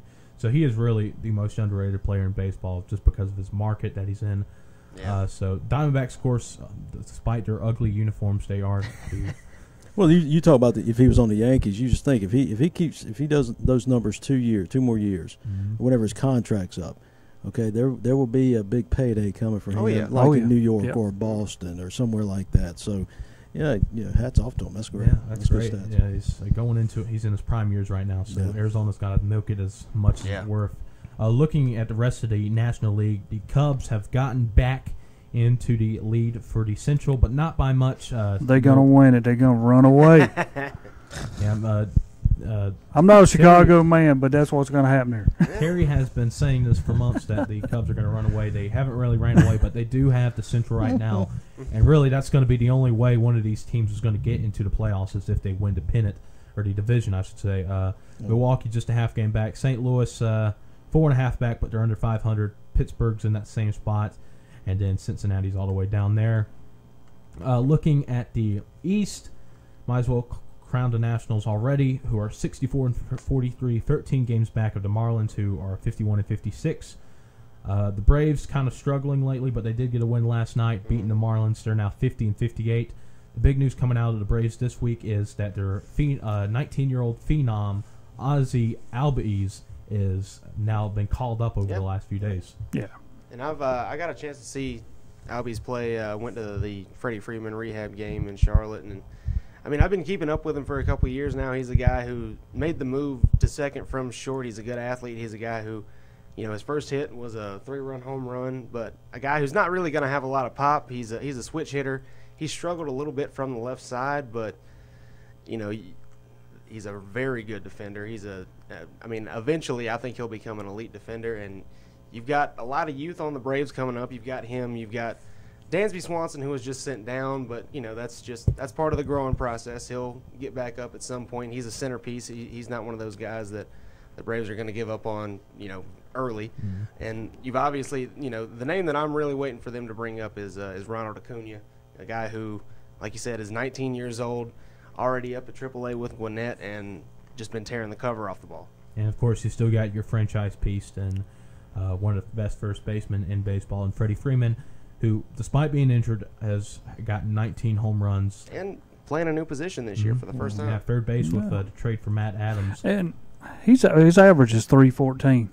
He got off to a bad start this year, and look what he's come to now. I mean, that's what good ball players do. Yeah. They find a location, and then they get back with it. And I know there at the start of the year, he was batting like low 200s for a while. Yeah, so the Braves are still in that rebuilding mode after the last few years. They've got one of the best prospect pools in baseball. We'll go ahead and say that there. So I think they got a bright future ahead of them. It's just going to take a couple of years. So Braves fans, please be patient. Looking at the American League, we've got quite a few teams that are still in the playoff hunt. Not much of a race in the West, which has the Astros leading the division by 15 games. They got a 70-39 record and a run differential of 170. That's probably second best in baseball, only behind the Dodgers. They seem, talk about a team that was rebuilding for years and years and years with prospects galore, and they're now starting to reap the benefits. And the Braves fans, this could be you guys in a couple of years if you play your cards right. Just so many great players: George Springer, Jose Altuve, Dallas Keuchel. I mean, the list Carlos goes. Correa. Yeah. Marwin Gonzalez was a guy who came in when Correa was hurt, and you lose Carlos Correa, and normally any other team you lose your first. He was a first overall pick, starting shortstop. That's going to derail your season. They bring in Marwin Gonzalez, who's already hitting over 300 at the time, and I mean, it seems like Houston is. They're just able to plug guys in and keep the train moving. Yeah, Margot this year batting over 300 at 311, 20 home runs, 65 RBIs. A great year for him, and he's only 28, so that's a great player to have if you're the Astros. Also looking at the interesting part of the AL is the Central and the East. Right now, the Indians have kind of gotten away from the Royals, it was one game last week, but now it is about 3.5 games as the Indians have been taking care of business lately. Yeah, they have, and Cleveland, when we were winning at 9 out of 10, they were doing the same thing, winning 9 out of 10. We couldn't make no progress, but we've got a lot of series coming up with Cleveland down the stretch here, so that's going to determine what happens here. For Cleveland, steadily, progressively got better. We've seen the Minnesota starting to fall back now. We look at them, they're 7 games back, starting to fall back there with Detroit's going to end up passing them pretty soon. So, we all said that at the start of the year we thought that would happen. But over in the East, Boston, all of a sudden got the lead back, and I didn't know that until today, but that's how much I get for paying attention to what the Yankees are doing. But, I'm not a Yankee fan anyway, so that's a good thing. But anyway, for Boston, back on top, trying to pull away from the Yankees. But I still think that whole division is still up for grab between Boston, New York, and Tampa Bay playing very well in that division. Yeah, Tampa Bay's kind of been somewhat of a pleasant surprise getting their young pieces to really start hitting the ball well. Boston seems to be a team that'll be on one week and then they'll be off the next, which has really been hurting them. If they could just switch it on for 2 out of 3 weeks, I think they would be fine. But they're keeping the Yankees alive still. But the Yankees have lost 4 straight. Red Sox have won 4 straight, and they're still in a series with the White Sox, who are in full tank mode. So if they don't sweep, I'm going to be pretty mad. But yeah, Red Sox doing pretty good right now. Still got probably the best pitcher in the AL, and Chris Sale. I would say that he's on pace for about 312 strikeouts.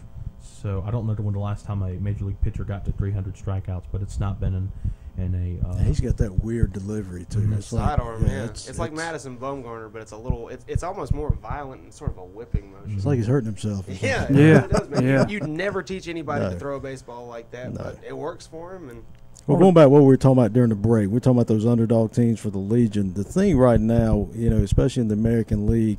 You've got your Boston and New York. You've got your Cleveland and Kansas City. But you talk about Houston there, in the West. That's that one team that's like, okay, you forget about them. Mm-hmm. Yeah, you really do, especially as good as the Western teams in the National League are playing. You don't even think about Houston. But that could be a team that could sneak in there, or not sneak in there, sneak up on somebody like a Boston, like a New York, or even a Kansas City or Cleveland. I mean, you never know. And especially with the Central East, that's not over yet. Those races that's still going. I mean, that won't be determined yet. But Houston, they probably wrapped it up right now. But that's the team you want to pull for, especially in my book. That's that underdog team. You say, okay, they've done it the right way. They've built up their prospects over the years. Now let's see what they can do. Let's see them get over that next hump, Yeah, and you speaking of that, when you think of the wild card races in the American League, besides your 2 teams that are in, 10 teams, and that's even including the 2 that are in, are within 5.5 games of each other. So that race is going to go all the way to the end. Right. In the National League, you got your 2 teams that's in, which is Arizona and Colorado, and only one other team. 3 teams total are within 5.5 games. Yeah. One team's 5.5 back of them. So, I mean, what a race the American League for that last 2 wild cards is going to be. Yes, so we'll have some Major League Baseball coming up today. Yes, we will. On the 5th, we'll have the Miami Marlins taking on the Atlanta Braves at 6:55 on WOHS on all 4 stations. And then the next day we'll have only on WLON and OHS Miami Marlins at Atlanta Braves. Going to look at the wild card standings before we go to break, just because that's really more interesting right now, especially in the American League.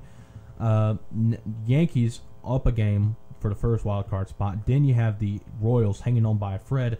The Rays are half a game back. Mariners 1.5 back. And then you get to the Angels, which are 2 back, and then it's a game and a half before you get to Baltimore. I think so. The Angels, I think, would be the cutoff spot right now.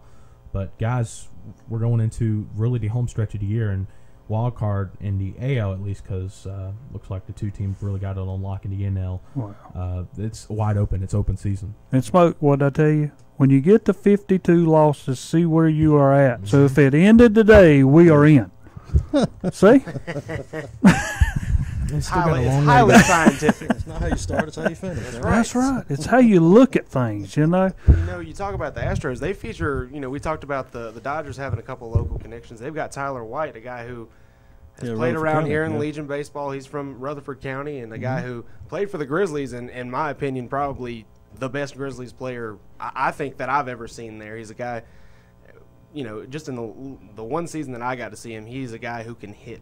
And the thing about him, he wasn't – I mean, he was a good ball player in high school, but he wasn't a dominating factor coming out of high school. I know he went to Western. Yeah. But when he got to college, that's when he blew up. And then it gassed on with the Grizzlies as well. I mean, and like you say, he doesn't blow you away really with stats or anything like that, but he's a guy, if you sit and you watch him play, and especially you watch him hit, he is a great hitter. Yeah, he can hit it. He can hit them all. He's a great hitter. Well, one thing I was saying also is we speak of that wild card. Again, the Yankees and Royals would be in right now. But here's the teams that have a shot. Tampa Bay, Seattle, Los Angeles Angels, Baltimore, Minnesota, Texas, Detroit, and all the way back to Toronto, who is 5.5 back.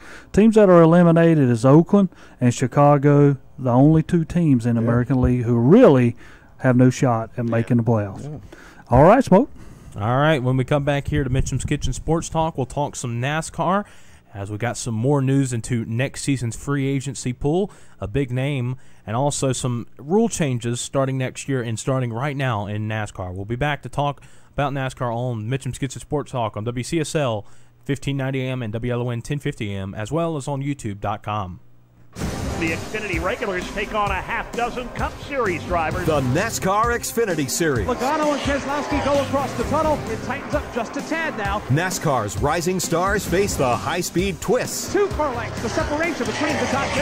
At Watkins Glen International. Keselowski right there. The Zippo 200 at the Glen. Team Penske goes to victory lane. Saturday at 1:30 on the Motor Racing Network. The Zippo 200 at the Glen this Saturday afternoon at 1:30 on Big O Country. 1590 AM WCSL and online at KTCBroadcasting.com. Time now for the Sunday Morning Worship Center from the Covenant Baptist Church in Lincoln.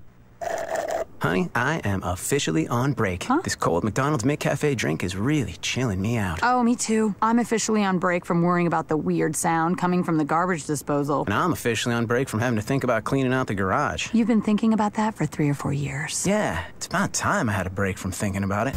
For a limited time, get every size soft drink or Mickey D's sweet tea for $1. Or a small McCafe frappe smoothie or shake for just $2. Prices and participation may vary. A la carte only. For excellence in funeral and cremation services, talk with Carpenter Porter Funeral and Cremation Services in Cherryville, promoting the highest ethical and professional standards while maintaining cost-effective service. Call 704-435-6711 or come and talk with funeral directors John Porter and Hannah Garrett, offering you guidance during one of life's most difficult times. Carpenter Porter Funeral and Cremation Service, 1100 East Main Street in Cherryville, a member of the National and North Carolina Funeral Directors Associations. Doctor, what's wrong with my husband? Let's take a look. CKDKDS Macron. Oh, yes, I've seen this before. Your husband has coyote fever. Coyote fever? Yes, he's obviously learned of the hot deals going on now at your local Coyote tractor dealer. Is this serious? Very serious. Now is the best time to buy one of the best-selling tractors on the market. If you care at all about your husband, you'll drive him over to the Coyote dealer now. Oh, and I'm writing you a prescription for great deals on all implements, too. Your Coyote dealer is Weston Sales, Highway 1827 intersection in Vail. Now, for a limited time, Hendrick Appliance and Mattress Center in Shelby presents the I'll Take All the Help I Can Get sale. Save up to 30% on select GE appliances with time-saving features. Save over $650 on a GE 30-inch slide-in front control electric convection range. Save over $100 on a GE stainless steel interior dishwasher with hidden controls. It's all good things for life. During the I'll Take All the Help I Can Get sale at Hendrick Appliance and Mattress Center, 1241 East Dixon Boulevard, Shelby.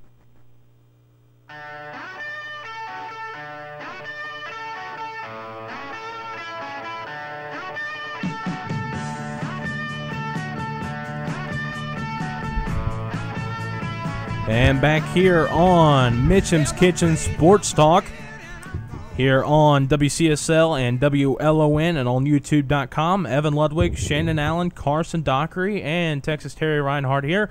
Switching gears to NASCAR, as we are going to be turning left and right this weekend at Watkins Glen up in New York. But first, we had another first-time winner this year, at least, that shakes up a little bit. Doesn't really shake up the playoff standings, Terry, but it was a much-needed win for Mr. Rowdy Busch, Kyle Busch. Yes, it was. I mean, we keep messing around, different guys winning a race, making sure they're eligible to get in. Kyle Busch puts himself out there now with a win. There's no way, which, I mean, his points would have got him in. It's a high. But as far as, the big names out there that we got a couple weeks ago, Casey Kane, big win. Dale Jr., he still knows he's got to win a race. Yep. I mean, no matter what's going to happen here for him, and if you're a Junior fan like I am, I mean, every race that comes down, and at Watkins Glen, come on. Smoke likes them things, and I despise road courses. Smoke, and that's just me. Dale Jr. has gotten better at the road course races over the past few years, specifically at Sonoma, but we are not racing at Sonoma this weekend. We were racing at Watkins Glen, which is my favorite road course, one of my top 3 favorite racetracks to go to or watch a race at. But looking at the standings right now, all the guys, we've gotten 13 guys locked up in the playoffs right now. So only 3 spots are being raced on in points right now. One of the big stories is Joey Logano had some more problems, some pit road problems. Despite having a win, of course, his win got encumbered back in May at Richmond. He is an 18th, the second guy out. Sure is. 69 points out of the final playoff spot, which is currently being held on by Matt Kenseth. But Clint Boyer had a great week last week, a top 10 finish, and got a lot of stage points. He cut that deficit in half after wrecking at Indianapolis. So he's only 17 points back. But look, you got some really good guys that are on the bubble right now. Chase Elliott still hasn't won a race, but if it were on just regular points, he would be in 5th. Shows you how consistent he is. McMurray coming in his best year of his career in terms of just being consistent as well. Matt Kenseth, not really been the same. Hasn't won in almost a year now, and hasn't really been that good until the last few weeks. Of course, he doesn't know where he's going to be next year. And Clint Boyer still looking for his first win in almost 5 years, but has gotten a good ride in Stewart-Haas Racing. So he's the first man out right now. And look, we're going to a track, Terry and Carson and Shannon, where a wild card driver could win it. A.J. Allmendinger would be a name to bring up. Daniel Suarez maybe, or Eric Jones. One of these guys could possibly spoil the playoff field with a win this weekend at Watkins Glen. Yeah, and it's a race that fuel mileage can make a difference. I mean, when do you pit, when do you not pit? You're going to see early pits. Then some guys are not going to do it for a long time, and then it's all going to come back to the guy that made the early pit. He's going to end up being out front. You never know how this race will run, or little old spin outs at the wrong places in the turns. Again, this is a road course. For me, for Dale Jr., let's try to finish as high as you can and go on. I think Bristol's next. Am I sure? Not Bristol? Michigan. Okay, well, we'll go on to Michigan and Bristol. Yeah, both of them. I don't mind neither one of them races. He's got a chance there. But for here, let's just try to finish in the top 10 and get what we can, and we'll go on to the next race. Yeah, so another later start time for the races this weekend, as NASCAR's been trying to get it a later start time for most races, which I don't think has been working. They'll start at about 3:18 instead of the good old-fashioned 1:18 start time that we've been used to for so many years. But looking at the rest of the schedule before we get to the playoffs, just as Terry said, we'll have Michigan next week. Going through the schedule right now, getting to August. There we go.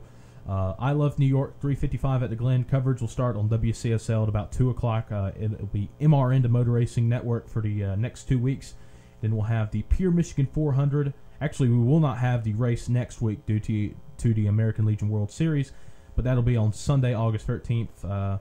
Then the Bass Pro Shops NRA night race at Bristol Motor Speedway, so that should be an interesting one. Then one of my favorite races now that they have put it back on Labor Day, the Bojangles 7500 at Darlington. All the throwback paint schemes coming back on Sunday, September 3rd. Then the final race to make the playoffs, the Federated Auto Parts 400 at Richmond. So 5 races is what we got left. Yeah, 5 races is all we got left. We're getting into the home stretch before we start the playoffs at Chicagoland, so that's definitely kind of a buzzkill, starting the playoffs in Chicagoland. Not the best track to start the playoffs at. And 13 are in the playoffs, is that right? Yeah, 13 right now have locked themselves in. Locked in, yeah. And this is the first year where we've really come close to all 16 spots being secured by wins. Yeah. So that would be interesting if we do get to that spot, but I don't think it'll be likely if only 5 races left. I could see Chase Elliott winning at Michigan. He's finished second every time there. Maybe could see Joey Logano winning at Michigan. Yeah, I could see Joey. Dale Earnhardt could. Yeah, Dale Earnhardt Jr. could. Matt Kenseth could maybe surprise us and take a win somewhere, but I just don't think all 16 spots will be filled by wins. But do want to get into some other NASCAR news, as it was kind of confusing the way that this was set up, but Kurt Busch, former Monster Energy Cup champion and this past year's Daytona 500 champion, it was announced that they're going to cut the team option. Stewart Haas Racing is going to cut the team option. So as of right now, as we speak right now, folks, Kurt Busch, former champion, is a free agent. Now, Stewart Haas looks like they're going to try to restructure the contract. Pay the man. Yeah. That's former Cup champ and Daytona 500 winner. He's got Monster, the main sponsor of NASCAR, as one of his main sponsors. But right now, he's a free agent. This list of free agents right now, folks, is pretty big one of the biggest that we've seen in the last few years. As we mentioned, Matt Kenseth, a former Cup champion in his own right, is on the free agency list right now.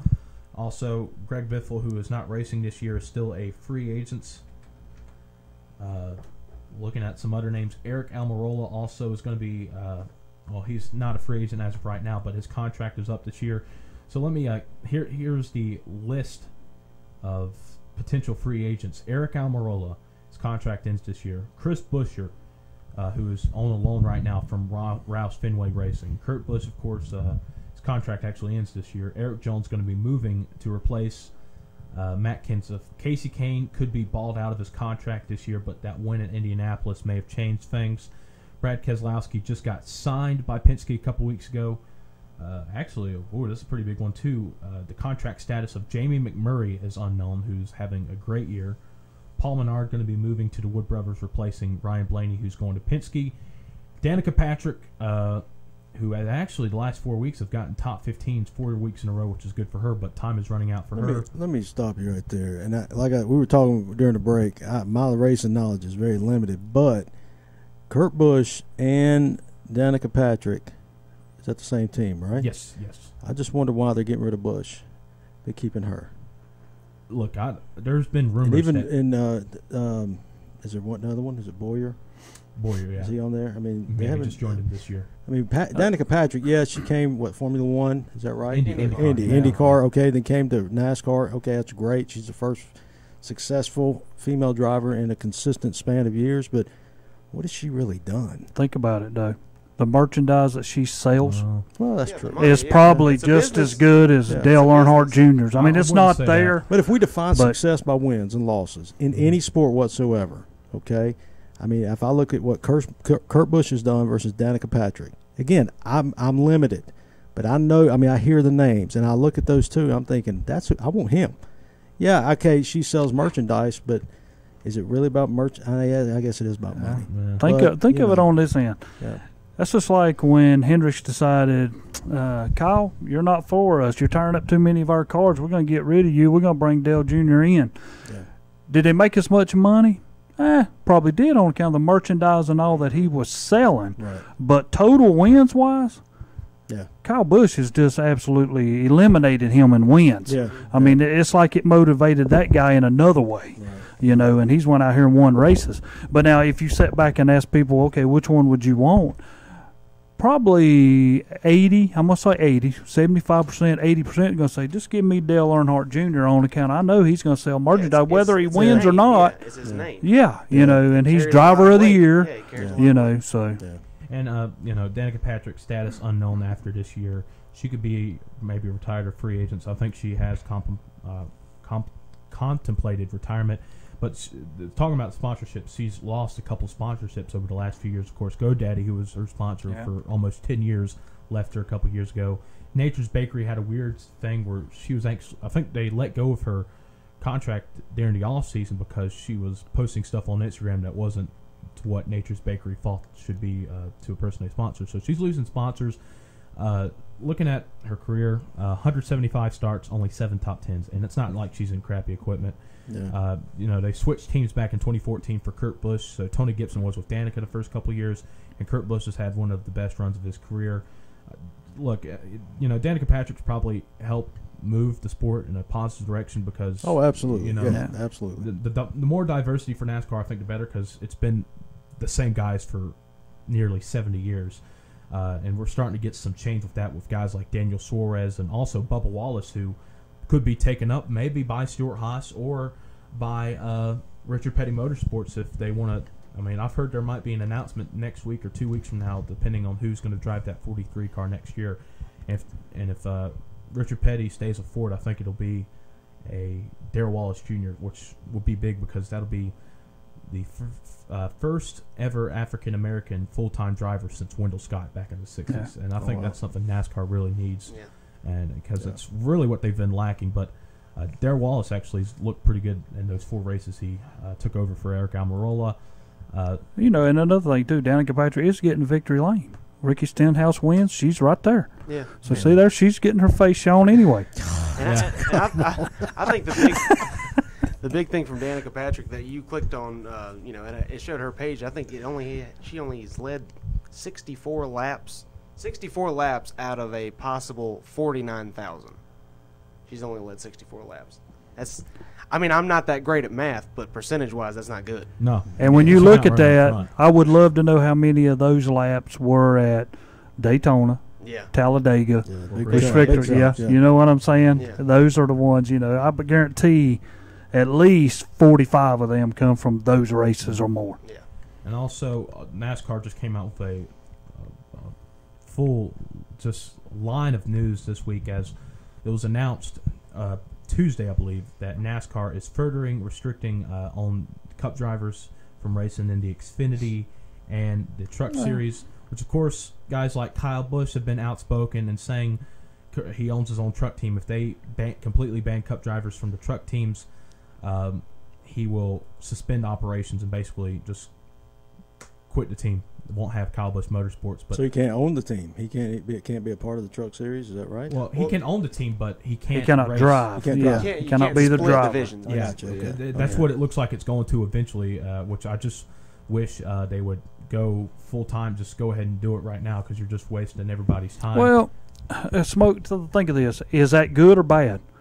He is doing this, giving his own sponsors, giving them something, and he's also winning races in those things. Now, is he like the top truck driver? No. I mean, he can go out there and race in it. He's not racing for points. You know, that's what I'm saying. Yeah. He can go out there and he can race in it and he can win.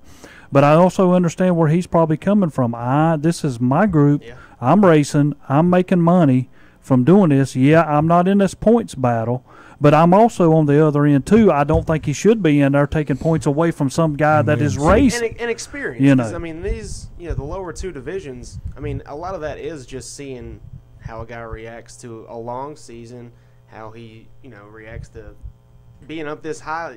A lot of these kids are, they'll come up from dirt tracks and stuff like that. They've never had a full-time gig where you're just a driver. Yeah. And, I mean, you want to see how they handle that pressure, and you don't want to see them, a possibility of a win taken away from them, and that win could be huge for them by a guy in Kyle Busch that is his own Yeah, brand. or sponsorship be taken away from them on account of it. Yeah. And with Cup guys being in these series, they're raising the price on sponsorships, and it's making it harder for somebody. Seems like we saw Bubba Wallace Jr., who we just mentioned.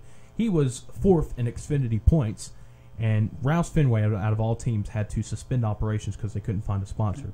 A guy like Bubba Wallace Jr., and it's unfortunate because guys like Kyle Busch, Joey Logano, Brad Keselowski, and Kyle Larson as well have been racing into series, taking wins away from all these guys, and it's really made the series unwatchable over the last 10 years, and you can see it in the crowds that are there. Hardly anyone is there for the Xfinity races. Yeah. Just to show you this year, there's been 19 races so far in the season. Only about 4 or 5 races have only been won by Xfinity regulars. So you're talking about only a fourth of the season that have been taken wins by Xfinity drivers, and it's only been 4 drivers that have won that are Xfinity regulars. And just it'd be impressive if these guys like Kyle Larson and Kyle Busch were racing in equipment like Jeff Green, the start and park equipment, and then winning the races. But they're racing in the equipment to where Gibbs has their own equipment, and they run where they're like 10 seconds faster, it seems like, than some of the other guys. So it's just. And how many wins does Kyle Busch have in Xfinity? I mean, think of it. Well, it's a lot. Okay, 89. That's what I thought. It's a lot. 89 wins. And only 5 of them were when he was running full-time in the Xfinity Series. So there you go. So, and it's just. I mean, look how many times his name's listed on here. Yeah, I mean, I see 4 just without counting. And then you got Larson, Logano. They're just taken away from it. And it's unwatchable, folks. Truck Series is a little bit better because the trucks are more equal. And it's made for, and Truck Series is probably the best racing you can get in NASCAR these days. But it's really affected the product of the Xfinity Series, because if you look back at a race 2005, when they did have a lot of guys, Cup guys running the series, but it was more even, you still have a lot of people at the events. Now you can barely find 10,000 at the races on most days. Yeah. So I think the more you eliminate Cup guys from racing the Xfinity Series, the better it's going to get. But I think you should just go ahead and bite the bullet and just completely ban them in the series. And also, before we take a break, we got to mention the overtime line has finally changed. It's back to what green, white checkers used to be. So thought we'd just share that. Finally, they're changing it. That was the dumbest thing I've ever seen. It was the dumbest thing ever, all because of Kevin Harvick back in 2015. Being honest, made no sense to me, but... That's what happens when Brian France is your own CEO. Yeah, the only thing I never did was when Casey Kane won Bristol, all they kept doing was, did he make it to the line? Did he make it to the line? I'm like, who cares? And they would wait on purpose. They'd wait on purpose for him to get to the line. Yeah. So that'll do it for our NASCAR talk. Want to get race predictions out of for you, Terry. Who you picked for this weekend? I'm going to say Kyle Busch. All right, I'm going Mark Truex Jr. I'll go Almirola. Ooh, very wild card. Yeah, you know. You're going to fuel mileage race here. Why not? That would be an interesting, really shake up the playoffs if Joey Logano wins with that win being encumbered. All right, Steve is now in the studio. Steve, can you take us to a quick commercial break? And we'll be right back to talk a little bit of NFL football before we call it a day here on Saturday, Mitchem's Kitchen Sports Talk. Is the cost of ink driving your profits down? Then listen up. Discount Ink Jet and Toner is here to help. Discount Ink Jet and Toner specializes in refilling ink jet and toner cartridges. Cut your ink costs by as much as 50% or more. Discount Ink Jet and Toner, located on 410 East Franklin Boulevard in Gastonia. 100% satisfaction guaranteed. No doubt about it, when you go to the Parkway House in Cherryville, you'll come back, and you'll come back soon. Be sure to check out their daily breakfast and lunch specials. They're changing every day. All your breakfast favorites with down-home cooking, both for lunch and dinner. Bring the family out to the Parkway House Family Restaurant, 1011 East Church Street in Cherryville. Open Monday through Friday, 6:30 a.m. till 9:30 p.m. Saturdays, 7 till 10. Sundays, 7 till 9:30 p.m. The Parkway House in Cherryville. It's time to come out and play at the newly renovated Lincoln Country Club. Since 1946, the Lincoln Country Club has been challenging golfers. Ask about special membership opportunities. Enjoy the new swimming pool, and the restaurant just can't be beat. Practice your driving on the driving range, too. For your tee time, call 704-735-1382 for the Lincoln Country Club, located on 2052 Country Club Road in Lincolnton, and online at lincolncountryclub.net. CarQuest Auto Parts is the right place to find batteries for all your lawn and garden, marine, agricultural, and power sport needs. With well over 500,000 products available, you're sure to find exactly what you need at CarQuest Auto Parts. That's Eddie's Auto Parts, 2514 East Main Street in Lincoln. When you want some help from a fellow car lover, it's all in one place, as you'll discover. Roll in to CarQuest and roll on. Honey, I am officially on break. Huh? This cold McDonald's McCafe drink is really chilling me out. Oh, me too. I'm officially on break from worrying about the weird sound coming from the garbage disposal. And I'm officially on break from having to think about cleaning out the garage. You've been thinking about that for 3 or 4 years. Yeah, it's about time I had a break from thinking about it. For a limited time, get every size soft drink or Mickey D's sweet tea for $1. Or a small McCafe frappe smoothie or shake for just $2. Prices and participation may vary. A la carte only. The Orange Opportunity Sales Event is underway at Parker Farm Service in Kings Mountain. Come in now and ask about 0% financing for 84 months on select Kubota tractors with a big 6-year warranty. Come on in for all the details and don't miss it. The Orange Opportunity Sales Event underway now at Parker Farm Service, located at 126 Bessie Drive off the Oak Grove Road and Highway 74 bypass in Kings Mountain. NASCAR's America's Tailgate Party, Friday mornings at 10 a.m. from the Motor Racing Network and right here at Big O Country, WCSL, Cherryville, Gastonia. We'll have a slight chance of an early morning shower today. Otherwise, we should turn partly to mostly sunny as the front moves off to our southeast. It'll be warm. We'll turn less humid behind the front. Highs today will reach about 84 to 89. Then tonight will be mostly clear and mild with weak high pressure in control. Highs ranging from around 60 in the north to upper 60s in the south. Look for a mix of sun and clouds on Sunday. Maybe an isolated afternoon thunder shower. Highs 82 to 87. I'm meteorologist Mike Moss in the Weather Center. Currently at the Big O Country Studios, it's 9:59. This year. And we're back here on Mitchem's Kitchen Sports Talk. We're going to talk a quick little bit of NFL before we go off on the air and have our weekend break. Texas Terry is excited over a freaking Hall of Fame game. Hey, we're Hall of Fame champions. Hall of Fame champions. Where your starting quarterback or running back didn't even play a snap. That's it.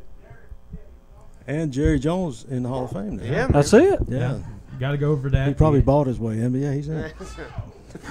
Good. There you go. See, we even got yelling in here. It's all about them Cowboys. Well, I'm surprised it took Jerry this long to get into the Hall of Fame, to be honest with you. So let's go ahead and talk a little bit about that. The Hall of Fame inductees for this year, Jerry Jones, the owner that is being inducted.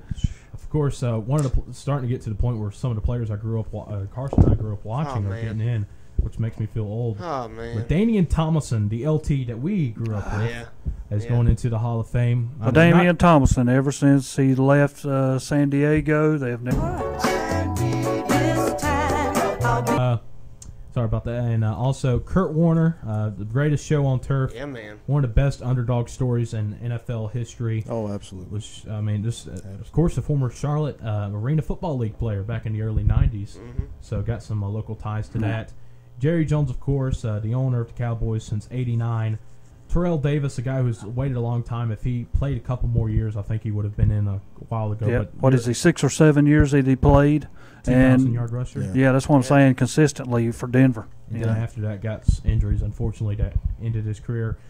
Don't mention this guy to Vikings fans, Morton Anderson, longtime kicker. Yes. The all-time points leader as well. Yeah, but couldn't get that field goal against the Falcons in '98. That would have been a matchup to see for sure against the Broncos and Vikings. Would have been more interesting than the Falcons and Vikings that year. Jason Taylor, a great defensive end who was just on a bad team for most of his career. Forever. Unfortunately, he was on a bad. Him and Zach Thomas both, I should say. Yeah. Who I believe got into the Hall of Fame last year. I want to think he did. Yeah. I think he did. So, those two players deserve it. Jason Taylor, 6th all-time in the sacks list. So, congratulations to him. And the kind of one that really caught us off guard a little bit, Kenny Easley, former Seattle Seahawk in the '80s, was kind of an oddball choice and really made it more interesting because a certain wide receiver that loves him did not get into the Hall of Fame this year in Terrell Owens. So Terrell will have to wait another year. I think a couple other guys could be in the Hall of Fame in the next year that were wide receivers as well. Torrey Holt, I think. Torrey Holt, I believe, was one, of course, North Carolina native. But any of you guys got any memories, fond memories of any of these guys inducted into the Hall of Fame? Well, you mentioned LaDainian Thomas being at San Diego. You know, we often forget Drew Brees was there with him. Yeah. And they actually played high school ball maybe against each other in the state of Texas. So it's good to see. You know, Tomlinson's a good guy. He's one of the good. Yes, you know, he is. T.O.'s got some baggage. I think that's a lot to do. What's him getting in there? Exactly but every one of these guys, you know, they were great players. But as you mentioned a while ago about the coaches, they were better people outside of the game, and that weighs a lot when it comes. Just in my opinion, for me, you know, you've done great, but look at your worth. Your worth is your life, and I think that speaks volumes to what they've done. Yeah, I think, you know, you talk about good guys, and I mean, I'm a Rams fan, so I could be homing this a little bit, but Kurt Warner, I think, is a guy who, I mean, might not really, you know, he might not get enough credit because he ran probably one of the top 5 offenses ever in the history of the NFL, had, you know, weapons like nobody's business. You had Marshall Faulk, you had Torrey Holt, you had Isaac Bruce, and Kurt Warner was a guy who was able to keep that engine moving. You know, you don't want to, you know, game manager seems like an insult to him, but he's a guy who was able to manage all of those talents, and he took advantage of a situation when Green broke his leg. Yep. And Tore his he stepped ACL. in. Same thing with Tom Brady when Bledsoe hurt himself. So it's these guys they just didn't. They stepped into the role. Yeah. And they took advantage more advantage, probably more so than anybody else. And Terry, you said, you know, San Diego hasn't been the same since they let LT go. I remember Kurt Warner, there was the debate, you know, between Kurt Warner and Mark Bolger. They let Kurt Warner go, and that's for the Rams. And I mean, you see it, they haven't been able to really pick up the pieces yet. Yeah, so want to congratulate all those guys once again. Kenny Easley, Jason Taylor, Morton Anderson, Terrell Davis, LaDainian Tomlinson, Jerry Jones, and Kurt Warner. Pretty good class for this year's Hall of Fame. We'll talk a little bit more about the NFL next week, but we already have had a couple of injuries. Shane Ray, Ryan Tannehill being probably the biggest so far, probably going to be out for the year, and I think the Dolphins may have got him out there a little too soon because he already had an ACL injury in last year. So are they going after what's his face? Jay Cutler, allegedly. Yeah. Because Adam Gase, you know, that was the offensive coordinator for the Bears when he had his best season. Yeah. But yeah, so that'll do it for us here on Mitchem's Kitchen Sports Talk. I want to thank Shannon Allen and Carson Dockery joining us this week, and also Terry Reinhart. Remember, starting Thursday, August 10th, all of the games on the American Legion World Series will be on all 4 of the networks here on KTC Broadcasting. And Steve Robay, who's in the Nissan of Shelby Studios right now, will be giving you all of the games. And that'll do it. Remember, this weekend we'll have Atlanta Braves baseball against Miami Marlins on all 4 stations. And on WCSL, we'll have the Xfinity race today at 1:30 and the Monster Energy Cup Series race at 2 o'clock tomorrow. And also, we will have the American Legion World Series starting next week. Yep. Hope you guys have a great weekend, and we'll see you next Saturday. So long.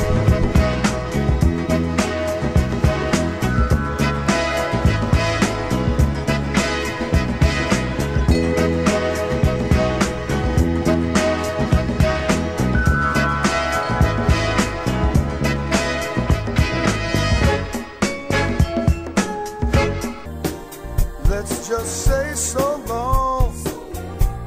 It didn't work out this time. Chances are it will later on. 'Cause I've got